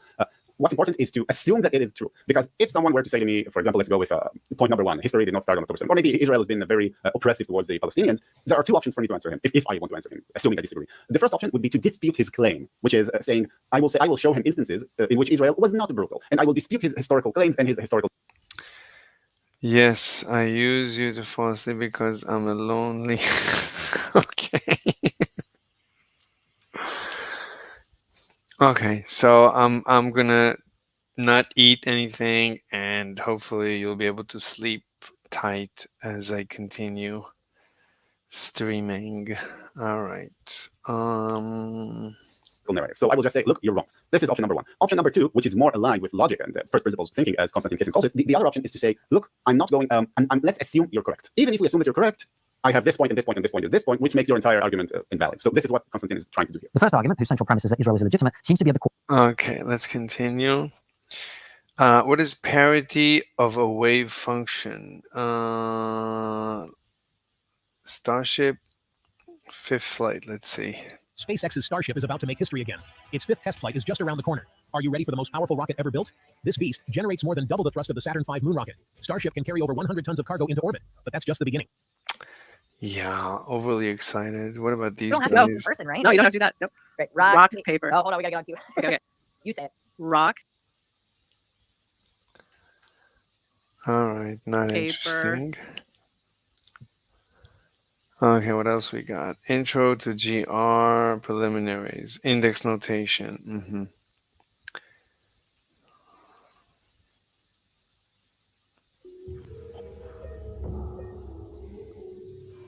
Censor people by fraudulently filing false copyright claims, which is against the terms of services here on YouTube. But he doesn't care. He'll go to any length to get a video taken down, which shows that he is a wanted criminal, which shows he is connected to terrible, heinous crimes against Diane and, of course, his own infant son. Let's not forget about the innocent child in this situation.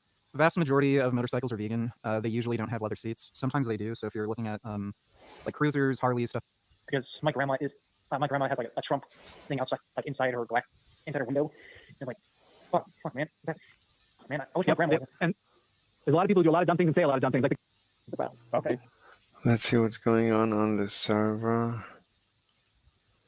I'm still the only one. Oh, there it is. And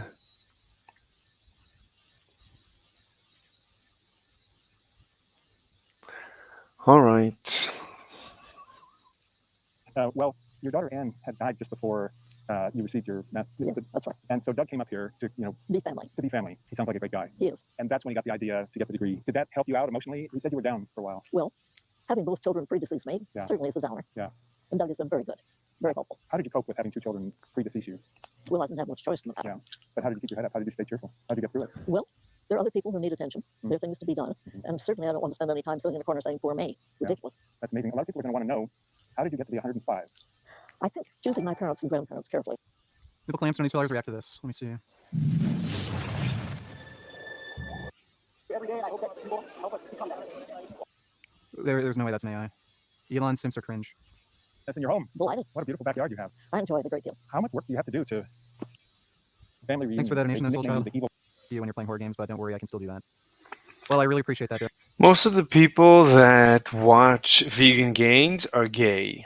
Most of the donations he gets is from gays. You can see from the comments and from their names. And I think most of the money he makes is from his OnlyFans, and it's gay. So I think Vegan Gains himself is gay. I would not be surprised that he is also gay. He has a wife, yes. She's not attractive. I think he's just using her as a front. I don't know. That's like my intuition. Because he's a hot dude, he can get any chick. But he's with and she's not pretty. Like, she's not just really not pretty. I don't know what to say. My intuition is something is wrong. Something is off. Plus, he's very smart, and gays are usually very smart. He checks all the boxes of gay, and he's a bodybuilder. He's obsessed with his body. I don't know, and he has mental issues. And a lot of times he discusses like he talks like not like a gay person, but I think he like when they say suck my thing, he says yeah, sure, whatever. I mean, that's what it feels like. Vector calculus and curvilinear coordinates. A helpful intro. Let's see.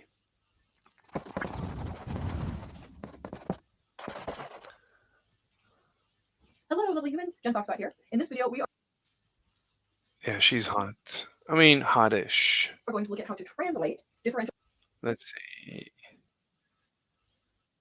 What is going on? Psst.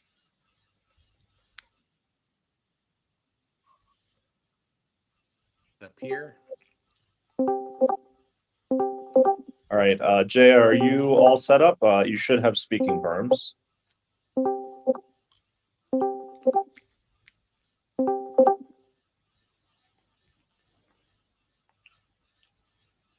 Oh, Jay, are you there?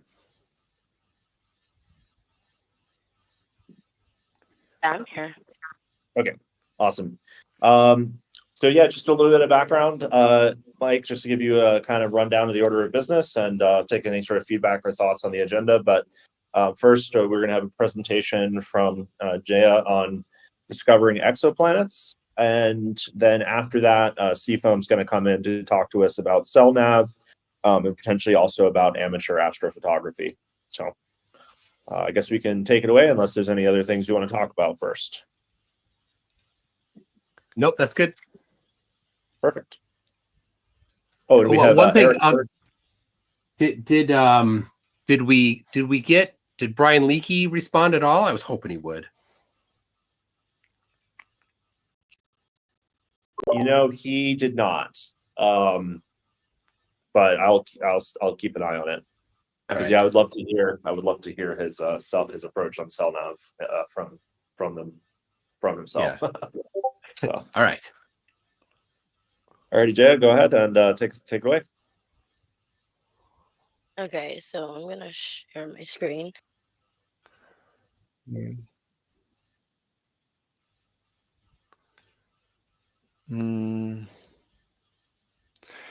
You're going when now?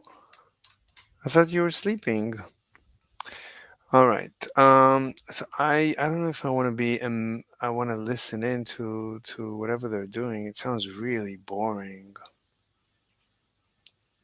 I didn't see it sharing. Okay.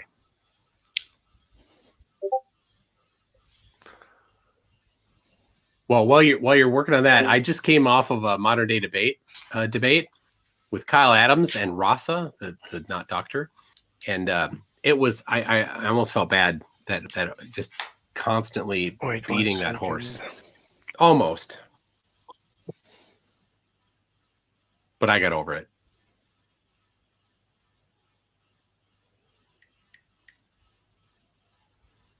It was pretty decisive. Well, Peter and I prepared presentations, gave the presentations, and then Rasa didn't say anything. Kyle refused to talk about them. He just said, I don't believe it. You didn't convince me, therefore you didn't win. Oh, yeah. That was it. So my response to that would be, I'm not here to convince anyone. Like, I'm here to, share my feelings, and if anybody feels the same, if anybody likes what I'm saying, fantastic. If you don't like it, that's also fantastic. If you can find contradictions in what I said, please go ahead. I'm here to be for my theory to be cross-examined. Whatever I have to say, please cross-examine it. Does it contradict? Like, find contradictions. What are your qualifications? What are your qualifications for you to demand that we You no, what? I don't demand anything. I'm opening the door. I believe in freedom, so I'm a free person.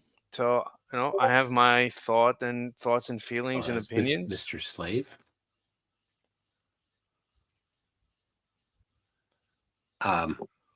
Yes, we've got Real Flat Earther and Mr. Slave. Both have been we're talking, I think, and are now not talking. So okay. But we've got Jaya I've been muted. is presenting, it looks like. Yeah, I got it to work. Okay. I got it. Okay, good. Okay, so I just need to first set the record straight. My name is JCat, so just J is fine. Okay, so I created this for my Discord, and then I have a full video of it on my YouTube, so I'm not going to go through every single little thing. It's about 25 minutes, so I'm just going to shorten it up a tiny bit. So first, Okay, I don't care. So let's go back to vector calculus. Calculus into different coordinate systems. Woo, yeah. So I want to really hone in on that word translate, because that's really all we're doing. We're taking equations that we are. It's like women love showing how they have no hair on their chest and go as low as possible. Like which is cute. I mean, it's cute. She's not showing anything, just her neck. It's fine. Are familiar with. She has nice hair. Red. I think it's natural red hair. I love red hair. Who doesn't love red hair?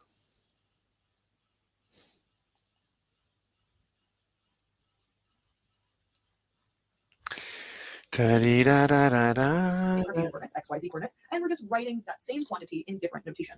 So that said, there have been a lot of people that have come before us that have figured out these equations. You don't need to memorize them unless your teacher tells you to, but that's what I want to focus on for this video, is a conceptual understanding of where these come from. But generally speaking, these are equations that you don't need to have memorized. Look them up, especially if you're using them for work purposes. They're in the book, they're on the interwebs on Wikipedia. So I think it's more important in this video for us to focus on an understanding of where these equations come from and how we can kind of take our understanding of calculus and use it to apply to a new frame of reference. Okay, so that said, what we're going to do is we are going to create a generic coordinate system. Woohoo! Oh yeah, very cool. Okay, so let's say I want to define an object in space, and at least in our universe, that means. That's very good. When she says we're going to create a generic coordinate system, and she said woohoo, it's like, wow. Like then you realize the power of math when she said that. That's the power of math, that you can just imagine anything. We're just going to imagine a generalized coordinate system. Woohoo! It's like then you understand the power. Very cool. Okay, so let's say I want to create a generic coordinate system. Woohoo! Oh yeah. Okay, so let's say I want to define an object in space, and at least in our universe, that means we need 3 different coordinates. For our generic version, I'm going to use u, v, and w, which I am stealing from my book. And so for each of these coordinates, they have unit vectors u hat, v hat, and w hat. So these are orthogonal. In other words, each of these are perpendicular in the same way that our familiar Cartesian coordinate system, z, whoopsies, we got. Okay, so I think what she means is that UVW, this is a 3-dimensional coordinate system. And the UVW hat is the new coordinate. This is the old and this is the new. So we're going to convert from the old to the new. Let me see if I understand what she's saying. I'm not sure. Let me see if I have any messages on my phone.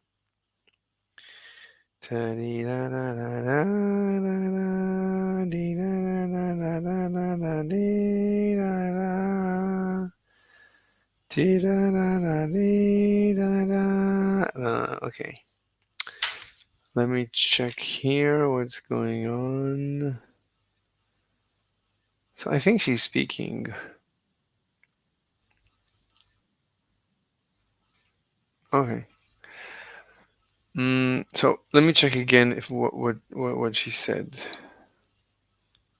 So let's say I want to define an object in space, and at least in our universe, that means we need. Oh, she's defining an object, so she's going to need the UVW is the coordinates that define the location.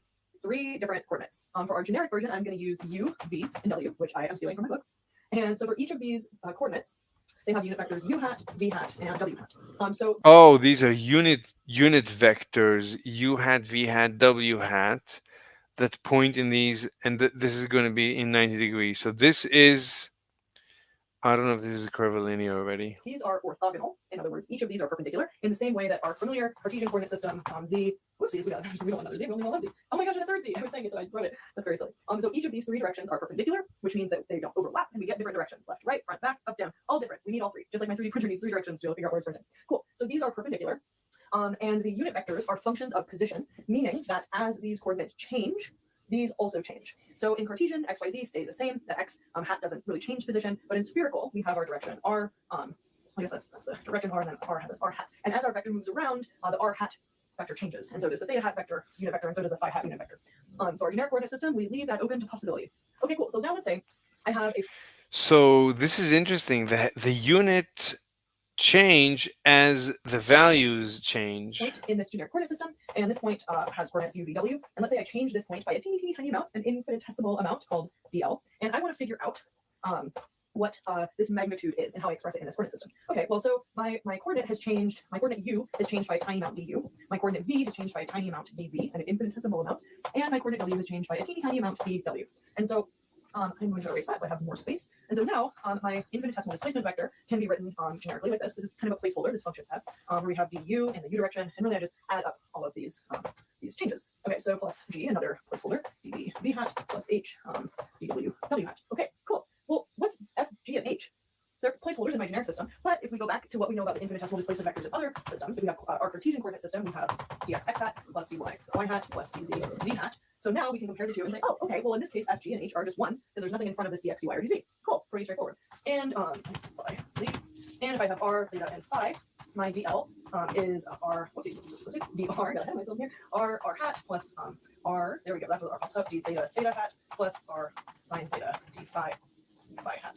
Okay, cool. And so then in this case, my f is just one, there's nothing in front of this dr, my g is just r. Hey, wait, I have other colors, I can use my other colors. So we have r. Oh, this is very good. So f is 1. G, we have a 1 in front of this. So f is 1, g is r, and h is r sine theta. Dr, which is f, and then h is going to be r sine theta. Cool, okay, so we'll table that. We're still going to need this. Fascinating. And what we want to do now is figure out, okay, well, if I have a scalar function, we're talking about gradient. Gradient's really interested in how these functions are changing over space or time, maybe both.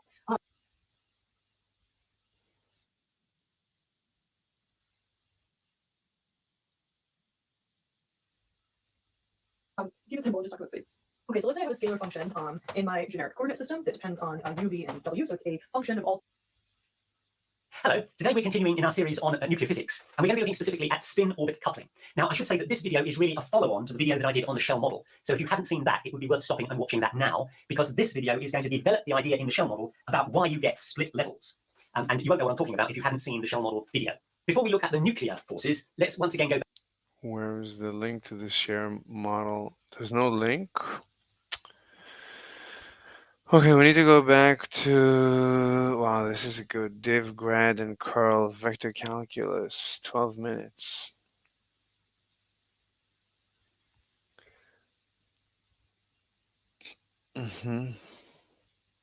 When SpaceX started building the Boca Chica launch site back in 2019 and really started building Starship prototypes and testing started in earnest with the first flight of the Starhopper test vehicle, I was already back then thinking, how long will it be until China will copy the Starship? He took back his channel? So him and his wife, whose name is, I forgot her name. So he's a PhD in physics, and they love Tesla and SpaceX, but they abandoned the channel. They gave it over to somebody else, and now he's back. Because as the years went by and we saw more and more Starship tests, and it became more obvious that indeed the Starship and Super Heavy system will work, it was clear that it was just a matter of time until we would see a one-to-one copy of Starship from China. And lo and behold, indeed it didn't take long until the first videos showing animations of a Chinese Starship version were to be found. And of course, it didn't take long until we would see the first official slides detailing the plans of the Chinese space program, where suddenly Starship-like rockets would slowly appear. Until then, at some point, a year later or so, they really started looking like one-to-one copies of the SpaceX Starship. So how long will it most likely be until China will be able to make their own copies of Starship? Very soon after Tesla, after Elon. China's super heavy lift rocket is called the Long March 9, and its design was first unveiled as early as 2009. Back then, it was still designed to be a non-reusable, meaning a fully expendable classic rocket, kind of resembling the SLS, or maybe even the older NASA designs of the Ares 5 rocket from the old Constellation program, which was discontinued in 2010. This first version of the Long March 9 would have had a payload capacity of... I don't care.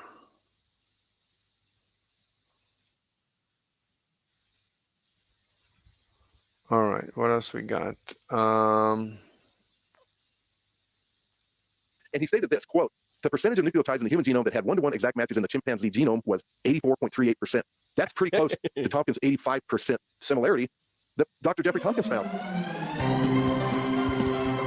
Greetings to the brightest audience in the country. This is Real Science Radio. I'm Fred Williams. And I'm Doug McBurney, Bible student, science geek, amateur comedian Fred. It is great to be back with you, talking about real science on Friday. Talking about wasting time.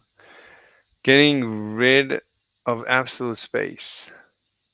Hello there, and welcome to the second episode in the Shots in the Quark series about motion. There's no need to watch the previous episode to learn something from this one, but if you're looking for a deeper, more complete picture of the road from Newtonian mechanics to general relativity, then you can click on the link in the description below to start at the beginning. What we want to know is how we can tell whether an object is really moving, whether it's being acted on by a force or not. In order to do this, Newton introduced the idea of absolute space. Absolute space is made up of an infinite number of fixed points called places, each place serving as a possible location for a material object. True motion, then, was defined as motion relative to these fixed points of absolute space. By Newton's first law, an object not being acted on by any forces would move in a straight line with constant velocity relative to these fixed points. The problem with absolute space, however, is that it's completely unobservable. You can't see or detect the points of absolute space. So how can we tell how things are moving relative to it? A famous consequence of Newton's laws, known as Corollary 5, tells us that there is no difference in the behavior of a system at rest in absolute space and the behavior of that same system moving at a constant velocity through absolute space. We have no way of knowing if our solar system was at rest in absolute space or moving through it with a constant velocity. The two situations are completely equivalent on Newton's laws. So if we can't detect absolute space and there's no difference between a system at rest in it and one moving uniformly relative to it, then perhaps we should consider getting rid of the idea altogether.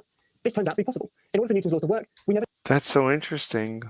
need absolute space at all. All we really need is the concept of an inertial frame of reference. First, what is a frame? A frame of reference is like a particular point of view. I have a frame of reference, you have a frame of reference, everyone has a frame of reference. When you see objects move around you, what you're seeing is how those objects are moving relative to your frame of reference. So if you imagine that you're standing on a train platform and see a train go rushing past at some speed v, then relative to your frame of reference, which we can picture by drawing a little coordinate system, the train looks as if it's moving at a speed v. But relative to the frame of reference of someone on the train, because their frame of reference is moving at the same speed as the train v, the train appears to the person here to be stationary relative to their reference frame. Now, one might worry that talking about systems in terms of these frames of reference may make all motion seem relative. According to the person on the platform, the train is moving. According to the people on the train, however, relative to their reference frame, the train is stationary. This is the situation if we're measuring motion relative to different reference frames. But surely, one would think, there is a matter of fact over whether the train is really moving or not. We're accustomed to thinking that even though the train is at rest relative to the reference frames of the people on the train, that everyone in this situation would agree that the train is really moving. It's this kind of thinking that led Newton to the introduction of absolute space. He and many others at the time believed that there should be a matter of fact over whether an object was really moving. What absolute space is then is it's just a special reference frame. An object is truly moving if it's moving relative. It's just another reference frame. That's all it is. Even if it exists, why should it be a preferred reference frame? The same for the ether. If the ether exists, it's not a preferred frame of reference. It's just another frame of reference. Relative to the reference frame in which the points of absolute space are at rest. We saw, though, that absolute space is a problematic entity. The core of the problem comes from the fact that absolute space is picking out just one special reference frame, when actually it makes no physical difference whether we measure things relative to the frame of absolute space or relative to a different frame, moving at a constant velocity with respect to absolute space. The solution, then, is not to pick out one ultimate special reference frame, but to allow a whole class of them. Inertial reference frames are these special class of frames. There are plenty of ways of characterizing what an inertial frame is, but let's focus on the one directly related to Newton's laws. We define an inertial frame as one in which Newton's first law holds. What this means is that if you're in an inertial frame, you'll see force-free bodies move in straight lines with constant velocity. Now, if Newton's absolute space existed, then the reference frame in which the points of absolute space were at rest would be an inertial frame. This should be clear, since by definition, Newton's first law holds relative to absolute space. So the frame in which absolute space is at rest is clearly one in which Newton's first law holds, and so is an inertial frame. Notice, though, that this absolute space frame is not the only inertial reference frame. So let's do this. We have our absolute space frame here. So this is absolute space. It's the frame in which the points of absolute space are at rest. Now let's take a new frame, which is moving at some speed u. It's moving in a straight line with a constant speed u relative to the points of absolute space. Now let's take an object. Okay, here's my object, and let's say that relative to absolute space, it's moving with a constant speed v in a straight line. Now notice that if it's moving in the absolute space frame in a straight line with a constant speed, it's also moving in a straight line with a constant speed relative to this new frame. The only difference is that its speed is slightly different. It's going to be v minus u according to this frame. Now, since this object is moving in a straight line with a constant speed in an inertial reference frame where Newton's first law holds, this object must be force-free. What this tells us is that in the second frame, this object is still force-free, and it's moving in a straight line with a constant velocity, v minus u. So it's obeying Newton's first law. What this tells us is that Newton's first law doesn't just hold in the absolute space frame, it also holds in this second frame. So this second frame is also an inertial frame. This argument can be repeated for any frame moving in a straight line with a constant speed relative to the absolute space frame. So we don't just have one inertial frame, we have a whole infinite class of them. We see now what the problem with absolute space is. Absolute space picked out just one frame out of this infinite set as being special. But Newton's laws hold in all of these frames, not just one. All these frames are equally special. So we can get rid of absolute space and replace it with this set of inertial reference frames. Remember that one of the key problems with absolute space was that you could never actually know how you're moving relative to its fixed points. There was no difference between being at rest in absolute space and moving uniformly through it. We now see why this is the case. There's there's no difference between being at rest in an inertial frame and moving uniformly with respect to it. In both cases, you're still in an inertial frame in which Newton's laws hold. In the first case, you're in this inertial frame, and in the second, you're in this inertial frame. So, have inertial frames sorted everything out? Well, there's one more question we can ask. How do you know when you're in an inertial frame? You can never know which inertial frame you're in, but this doesn't matter since they're all equivalent. But it's important to know whether you're in an inertial frame or not. Thankfully, though, this is possible. According to Newton's laws, if you're not in an inertial frame, then you'll experience fictitious forces. If you're in a car taking a sharp left turn, you'll feel yourself being thrown to the right, but there's no actual force acting on you. This is a classic example of a fictitious force. You're thrown to the right because your reference frame, the car, is not an inertial one. It's accelerating around a corner. This effect is exactly the same as when you're on a spinning roundabout and feel yourself being pushed out of it. There's no force pushing you out, it's just a consequence of being in a non-inertial reference frame. What just happened? People were having issues as well. Okay, I can see it now. Go ahead and yeah, it shows up for me. Mike, is it coming through on your side? Yep, I got it. Okay. Okay, sorry about that. So, what I was trying to say was that when we look at their suns or other stars, well, they are suns. When we look for other stars, spinning roundabout. Since the Earth is rotating, the Earth is a non-inertial reference frame, and so we should see fictitious forces due to the Earth's rotation. And in fact, we do. The Coriolis effect is where wind and other objects traveling long distances over the Earth's surface appear to be deflected. But they're not deflected by any force, it's just a consequence of being in a non-inertial reference frame. To make things clearer, we can expand out Newton's second law in a rotating reference frame. In a normal inertial frame, we just have the usual F equals ma. But in a rotating frame, we can have any of these extra terms. The first is known as the Coriolis force, the second is the centrifugal force, and the third is the Euler force. And these are all fictitious forces. Now, this offers an alternative, possibly more fundamental way of characterizing what an inertial frame is. Remember we said before that an inertial frame was one in which Newton's first law held. Well, now we could say that an inertial frame of reference is one in which the laws of physics take their simplest form. In an inertial frame, we just have F equals ma, which is far simpler than in a non-inertial frame, where we can have something as horrible as this. What all this demonstrates is that we can tell whether we're in an inertial reference frame or not. And that's all that matters when we want to know how objects are really moving. With absolute space, we had to know where the points of absolute space were in order to determine an object's true motion. But this was impossible. With inertial reference frames, all that matters is whether you're in one or not. And this is in principle possible to determine. You're in an inertial reference frame when there are no fictitious forces. By rewriting physics in terms of inertial frames, we can get rid of absolute space. And by thinking about them a bit more, we'll end up very quickly with Einstein's relativity. Thank you very much for watching, and I hope you enjoyed. Please like and subscribe for more. Shots in the Quark. Shots in the Quark.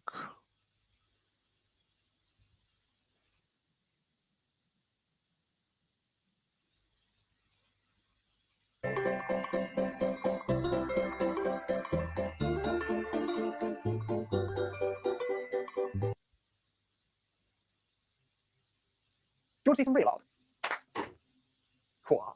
Today, we're going to be talking about a really weird coincidence in particle physics that some have called the most underrated problem in physics. It's called the strong CP problem, and it's been around since the 70s, but unless you study quantum field theory, I'll bet that you've probably never heard of it before. Despite this, it's a problem with the standard model of particle physics that cries out for explanation and serves as one of our best clues to physics beyond what we currently understand. It may even necessitate the existence of an entirely new kind of particle. The standard model is our current best understanding of particle physics, and all in all, it works exceptionally well. It correctly predicts a vast array of properties of subatomic particles and their interactions to an astonishing degree of accuracy. It isn't perfect, however. One glaring problem with the standard model is that it includes no mention at all of gravity, one of the fundamental forces in our universe. So we know it can't be complete. But so far, we have very little evidence to suggest what exactly is wrong with it. The standard model groups all the currently known fundamental particles into three families. We have the quarks, which make up protons and neutrons inside atoms, leptons, of which the electron is a member, and the bosons, which are responsible for the forces of nature.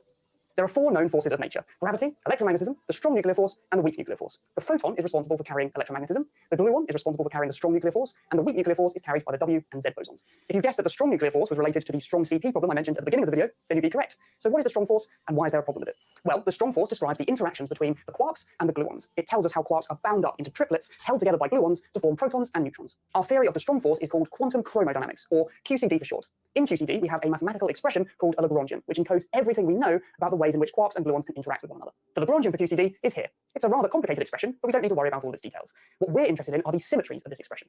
Let me explain.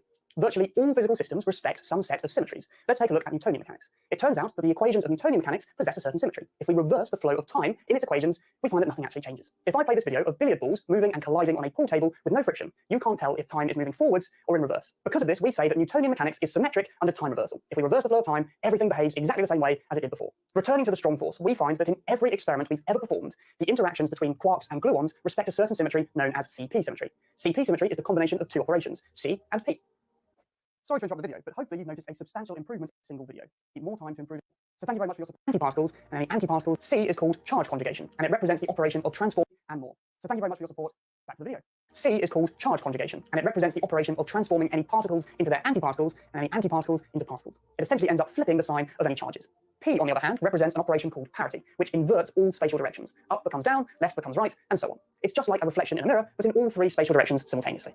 CP symmetry then just refers to the operation of exchanging all particles with antiparticles and then inverting all spatial directions. To get a better picture of what's going on, refers to the P particles. So thank you very much for your support. Back to the video. C is called charge conjugation, and it represents the operation of transforming any particles into their antiparticles and any antiparticles into particles. It essentially ends up flipping the sign of any charges. P, on the other hand, represents an operation called parity, which inverts all spatial directions. Up becomes down, left becomes right, and so on. It's just like a reflection in a mirror, but in all three spatial directions simultaneously. CP symmetry then just refers to the operation of exchanging all particles with antiparticles and then inverting all spatial directions. To get a better picture of what's going on, here's a square with 8 coloured spheres embedded within it. The colour of the spheres represents their charge. Red and blue are opposite charges. If I apply charge conjugation C to the system, then I change all red spheres to blue ones and all blue spheres to red ones. If I then apply a parity transformation P, inverting all spatial directions, then I find that my square looks exactly the same as it did at the beginning. In other words, this square is CP symmetric. So when we say that the strong force is CP symmetric, what we're saying is that the interactions of quarks and gluons looks exactly the same if we exchange particles with antiparticles and then invert all the spatial directions. Experimentally, this is what we found. Quarks and gluons always respect CP symmetry. But this is where we encounter our problem. You see, despite the fact that experimentally the strong force is always CP symmetric, the equations describing it are not. This means that in theory, the strong force can violate CP symmetry anytime it wants, no problem. But if the strong force is allowed to violate CP symmetry, then why do we never observe it doing so in nature?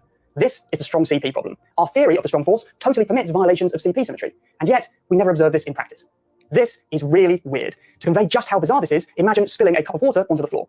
When you spill water, you expect that the pattern it makes on the floor will just be a randomly shaped splatter. You'd be pretty freaked out if instead of a random splatter, every time you spill the water on the floor, it assembled itself into a perfectly recognizable face. That can't just be a coincidence. This is what's going on with the strong CP problem. Strong force interactions shouldn't always be perfectly CP symmetric. So there must be more to the strong force than we realize. We can see where the problem arises by looking at our QCD Lagrangian. It describes the strong force and it has 4 different terms. The first 2 terms are CP symmetric. They're like our square. Terrible explanation. I have no idea what he's talking about. I understood a little bit about it, but this with the example he gave, and that's it. How am I supposed to see from this equation anything? He didn't explain this equation. Lagrangian, there's a metric, a tensor or something. I don't know. Okay, I gotta get back to studying my math. What is ether? And I should actually more specifically call it what is the ether. And if we go back to early times, early Greek times, the word comes from Greek mythology, where it was the essence of air that the gods were breathing. Anyway, Plato and Aristotle used it as they defined the elements, at that time 4 elements. Medieval philosophers continued to use this idea of the ether as a 5th element, and they associated it with the motion of planets moving around space, and space includes an ether with a known density.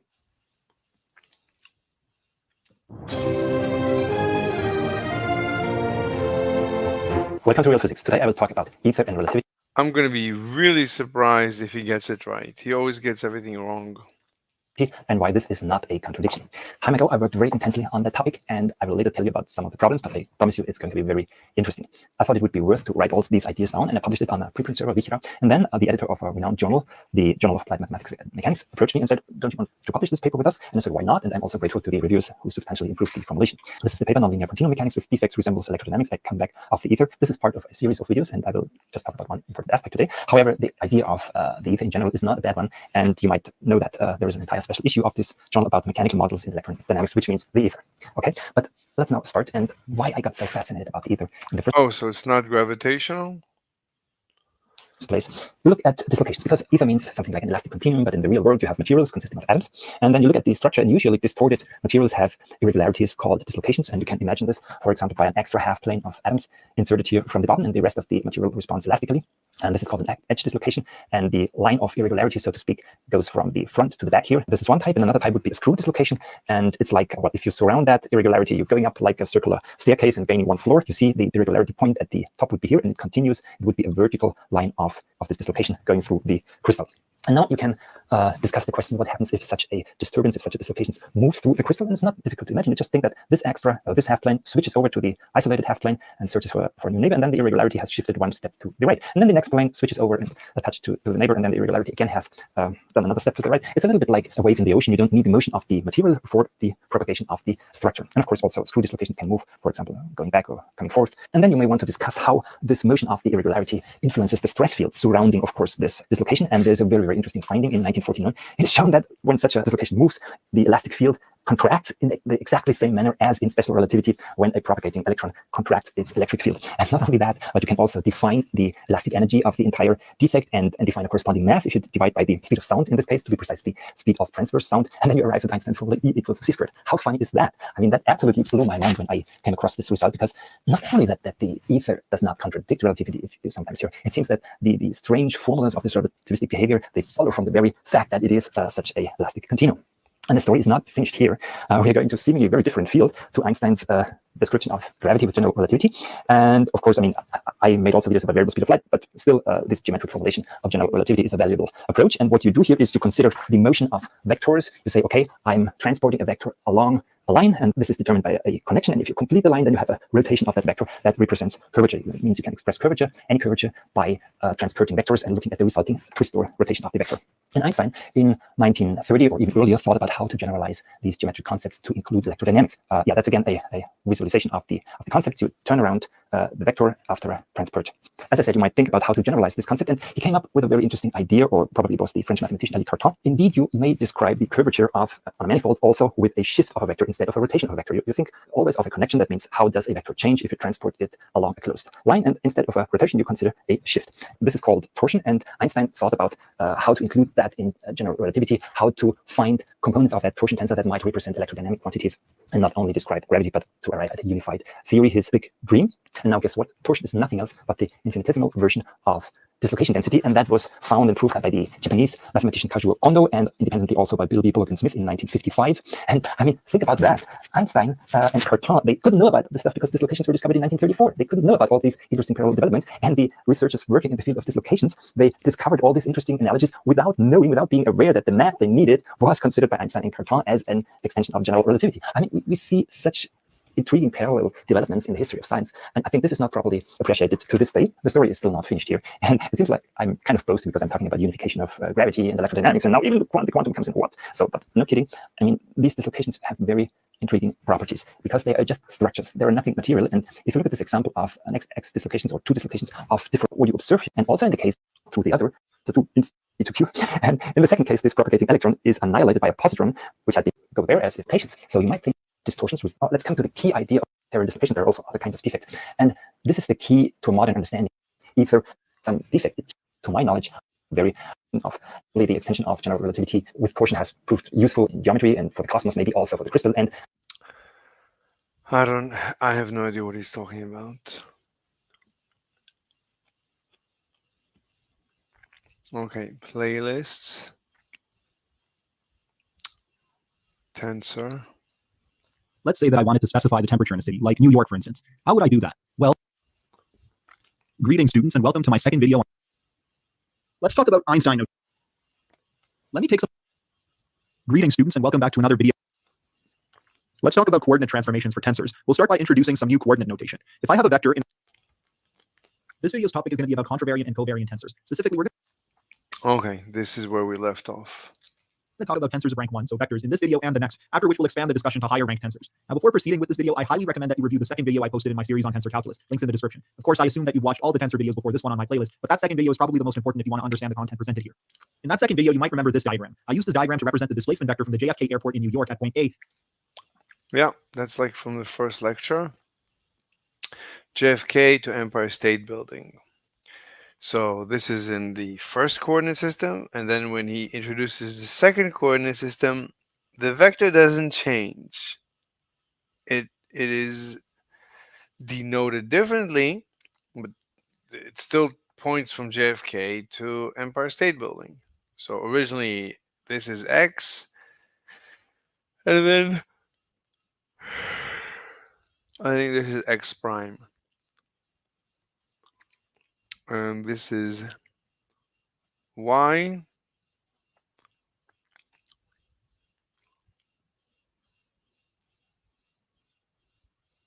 No, this is Z.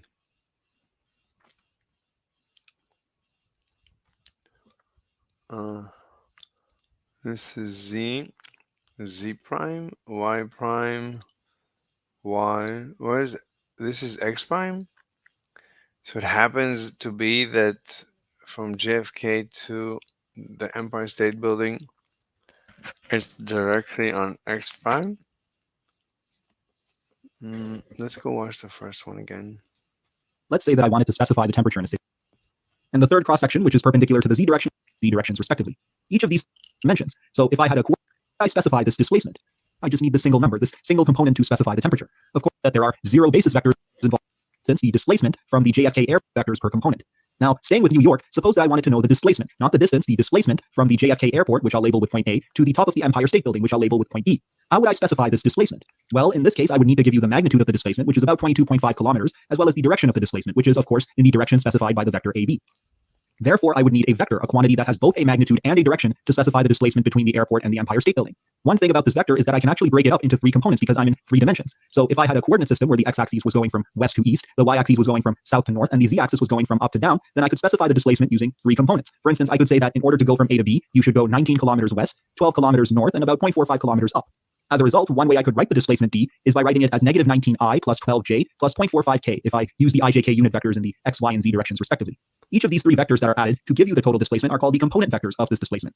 This means that the vector which describes my displacement from A to B has 3 components and 1 basis vector for each component. I've got the basis vector I for the 19 kilometer west component, the basis vector j for the 12 kilometer north component, and the basis vector k for the 0.45 kilometer up component. I've got 1 basis vector corresponding to each component. Staying with the New York theme that we've got going, suppose I'm looking at a rectangular steel beam on Brooklyn Bridge. Let's also suppose that there's a point O inside that. Staying with New York, steel beam. Okay, back to This video's topic is going to be about contravariant and covariant tensors. Specifically, we're going to talk about tensors of rank 1, so vectors, in this video and the next, after which we'll expand the discussion to higher rank tensors. Now, before proceeding with this video, I highly recommend that you review the second video I posted in my series on tensor calculus. Links in the description. Of course, I assume that you've watched all the tensor videos before this one on my playlist, but that second video is probably the most important. Airport in New York at point A to the top of the Empire State Building at point B. According to this diagram, I could express the displacement vector from A to B as negative 19I plus 12j plus 0.45. So I'm still confused. Why is x prime pointing in exactly this direction? Anyway, it doesn't matter. I don't think it matters. K using my typical XYZ coordinate system. However, I could also express that same displacement as 22.4 I prime plus 0j prime minus 0.45 k prime using the transform x prime y prime z prime coordinate system. Now notice that when I transform from the XYZ system to the prime coordinate system, the values of the vector components change. The negative 19 becomes 22.4, 12 becomes 0, and 0.45 becomes negative 0.45. In addition, the basis vectors for each vector component change. We go from I, j, and k to I prime, j prime, and k prime. However, despite these changes to the components and the basis vectors, the vector itself does not change. My displacement vector still has the same absolute magnitude, and it's still pointing from A to B even with the change in coordinates. This is what defines a tensor. A tensor is invariant. It does not change under a change of coordinate systems. We went through all this in the second video on tensors, but this is just a review. Now, although the vector itself doesn't change under a change of coordinates, its components do change, as we just showed. And in general, these vector components can change in one of 2 ways under a coordinate transformation. They can either change in a contravariant fashion or in a covariant fashion. So just to summarize, when I change the coordinate system, my vector itself does not change. It has the same magnitude and it points in the same direction. However, the components and basis vectors for those components change according to the coordinate system. And those vector components can change in either a contravariant fashion or a covariant fashion. Just as an aside, a vector which has components that transform in a contravariant fashion under a change of coordinates is called a contravariant vector. Similarly, a vector whose components transform in a covariant fashion under a change of coordinates is called a covariant vector. Now, these terms, contravariant vector and covariant vector, are used quite often in textbooks, even though they're a bit of a misnomer. The vector itself doesn't transform in a contravariant or covariant manner when you change the coordinates. As we just discussed, the vector itself is unchanged. It is the components of the vector that transform in either a contravariant or covariant manner. Let me take some time to illustrate the meaning behind these components and why they're called contravariant and covariant. Let's start by talking about contravariant components. Suppose I have a 2D coordinate system where the x1 and x2 axes aren't perpendicular. They're more slanted and at a non-right angle. The basis vectors in this coordinate system look something like this. E1 has a magnitude of 1 and it runs along the x1 axis, and E2 has a magnitude of 1 and runs along the x2 axis. Suppose also that I had a vector A in this coordinate system which looks something like this. How would I specify this? Okay, E1 and E2 are unit vectors along x1, x2. And A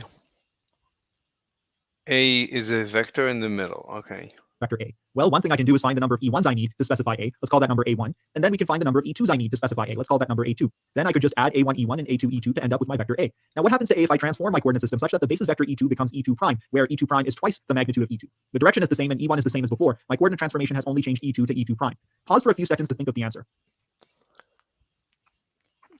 What's the answer?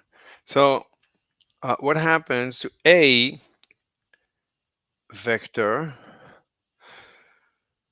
if E2 vector becomes E2 prime is equal to 2 E2. So this is E2.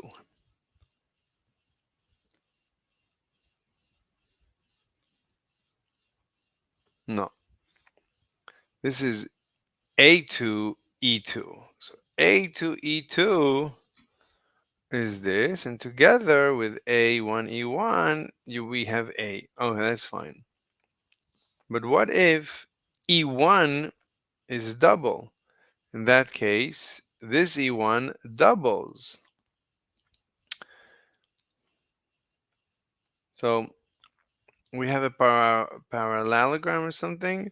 It's gonna throw this guy completely off. Nothing we can do. So we need to reduce A1. We need to reduce A1 by 1/2. So it's half A1 E1 plus A2 E2. Just that's all it is. So A vector is equal to half A1 E1 prime vector plus A2 E2 vector. The answer is that. Let's see. Right, he made E2. Oh, E2. I'm sorry. Not E1 is doubled. E2 is doubled. If E2 is doubled, then we need to reduce A2 by 1/2. So it's 1/2. It's 1 second.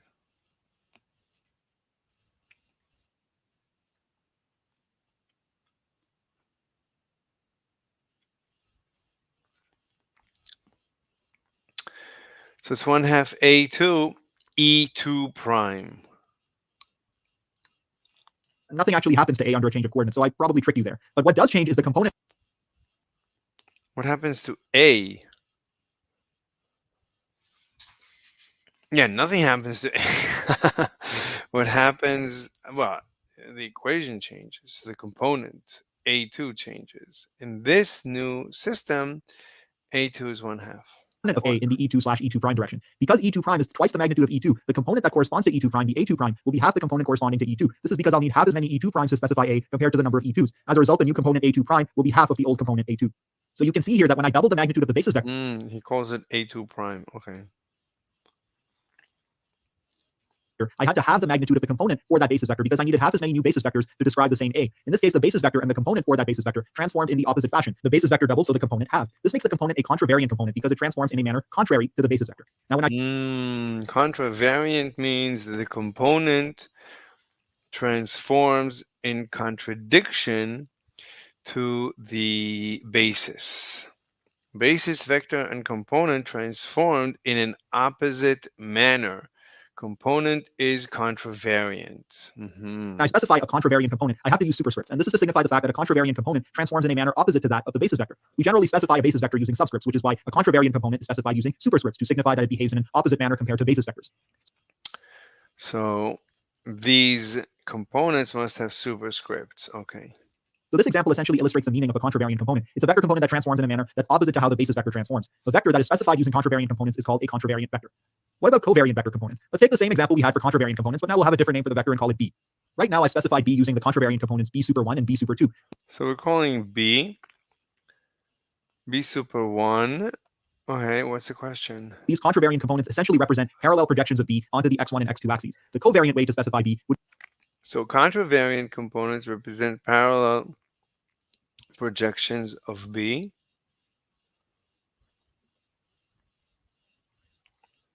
The covariant components need to now use perpendicular projections of B onto the x1 and x2 axes. To do this, we take the dot product of B with the basis vector E1 and call that dot product a scalar B sub 1. The 1 is in the subscript now instead of the super. So B1, the subscript B1, which is the covariant, is equal to the vector B, this is the vector B, times E1, this is E1. So it's the dot product, so we project it to here. This is B1. Keep that in mind. This covariant component corresponds to the x1 axis. Then what I could do is I could take the dot product of B with the basis vector E2 and get the other covariant component B sub 2, which would now correspond. And this is B2, which is the projection of B vector onto E2. Respond to the x2 axis. If I substitute the contravariant representation of B into these two equations, here's what I'll get. Now, what if we did the same thing we did with the contravariant? Substitute, I have to go soon. Substitute, oh shoot. So you think he's gay? Oh my God.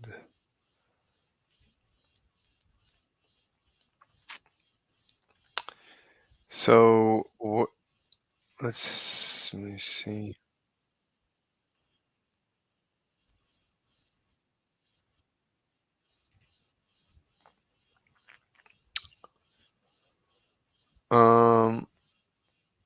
I don't understand. Substitute B.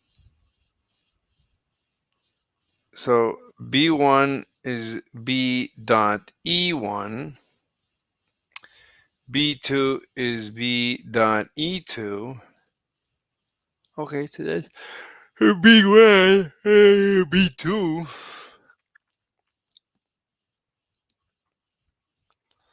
Substitute B is equal to B prime E1.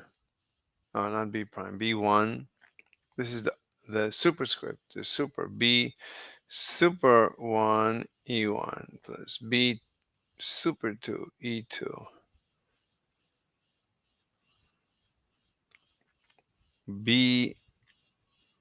B1 is equal to B super 1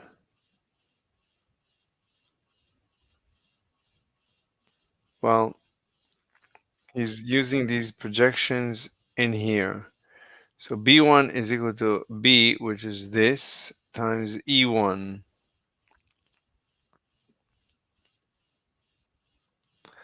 So E1 and then E2 times E1. Okay. I have no idea why he would do something like this. Yeah, linear algebra is really hard. For me, it's like the hardest thing in the world.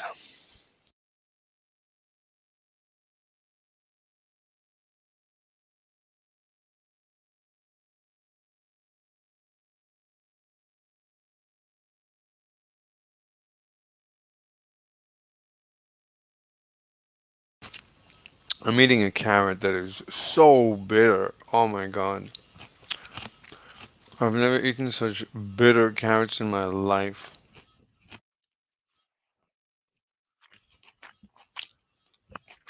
Mm-hmm.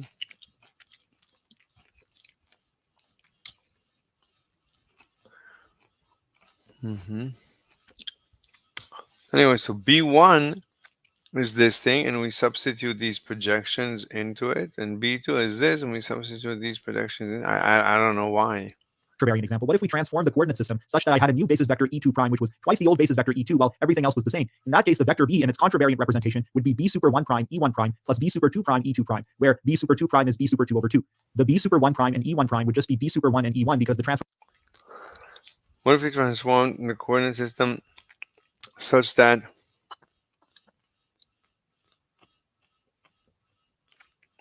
E2 prime is equal to 2 E2?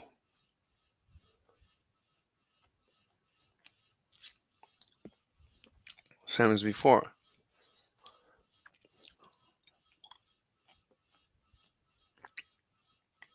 E2 prime.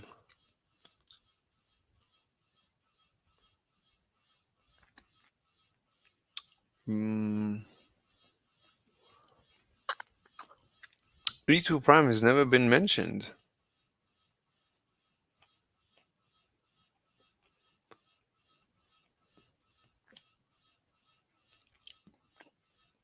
What if we transform coordinate system such that E2 prime? This is E2. This is E1, E2. There's no E2 prime.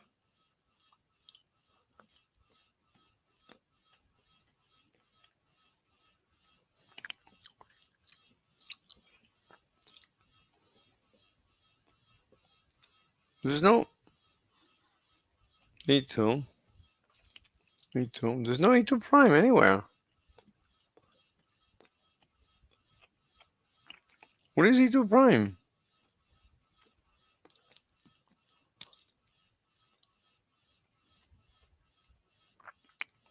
And he's applying E2 prime.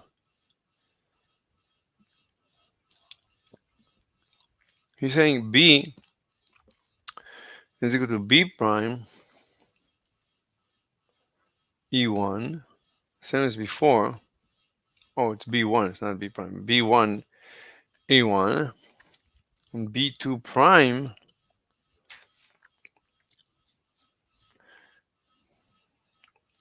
E2 prime. But E2 prime is double. This is E2.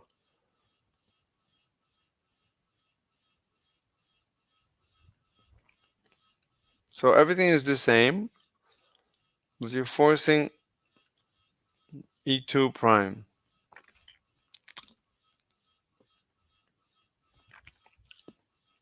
You didn't say, well, then B2 prime is 1/2 B2.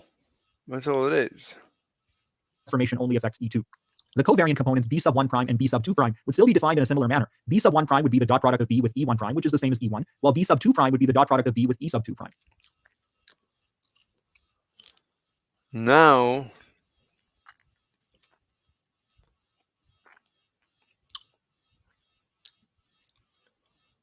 B1 prime.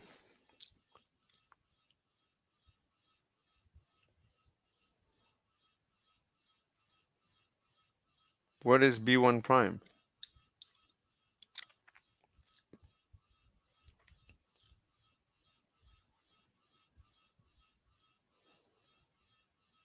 Well, it's never been defined. What is B1 prime?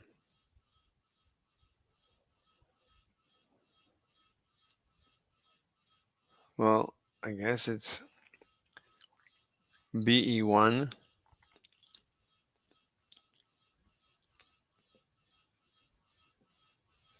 I don't know.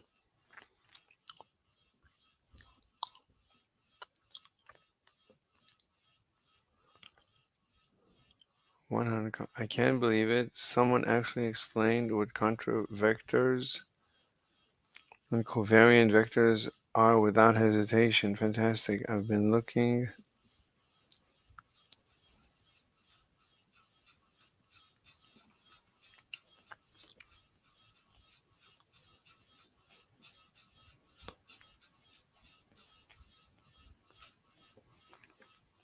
Too fast.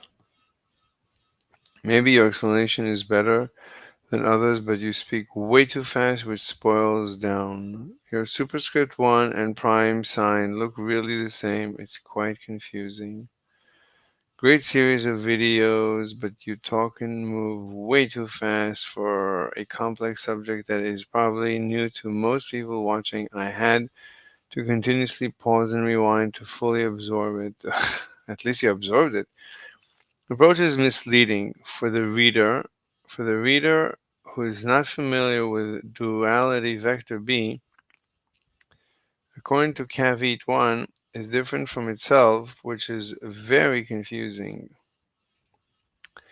Also, while the contravariant components of B are clearly seen as its coordinates, anyway.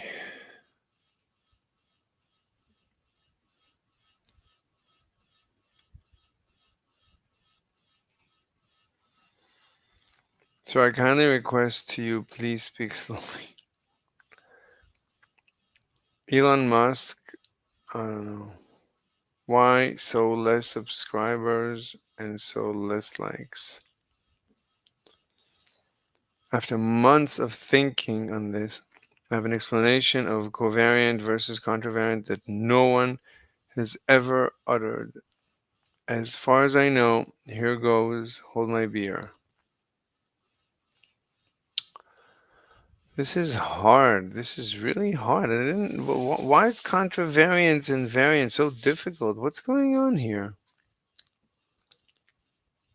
Watch it, 0.75 Sir, are you from Khan Academy? This concept of covariant and contravariant, when tried to be explained in terms of non-Cartesian basis vectors is always unconvincing.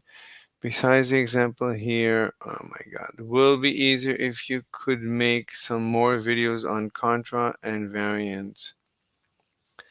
I feel stupid. I didn't understand this at all. I didn't get why you were using perpendicular drops to the coordinate axes in the second example instead of just using magnitude. I have no idea where he's taking this. This is really hard. Josh?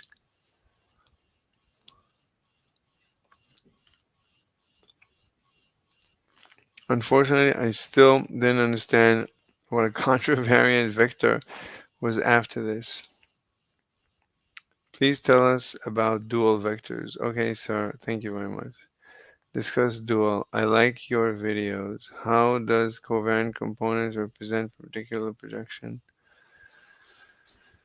Okay, I'm dead. Which book?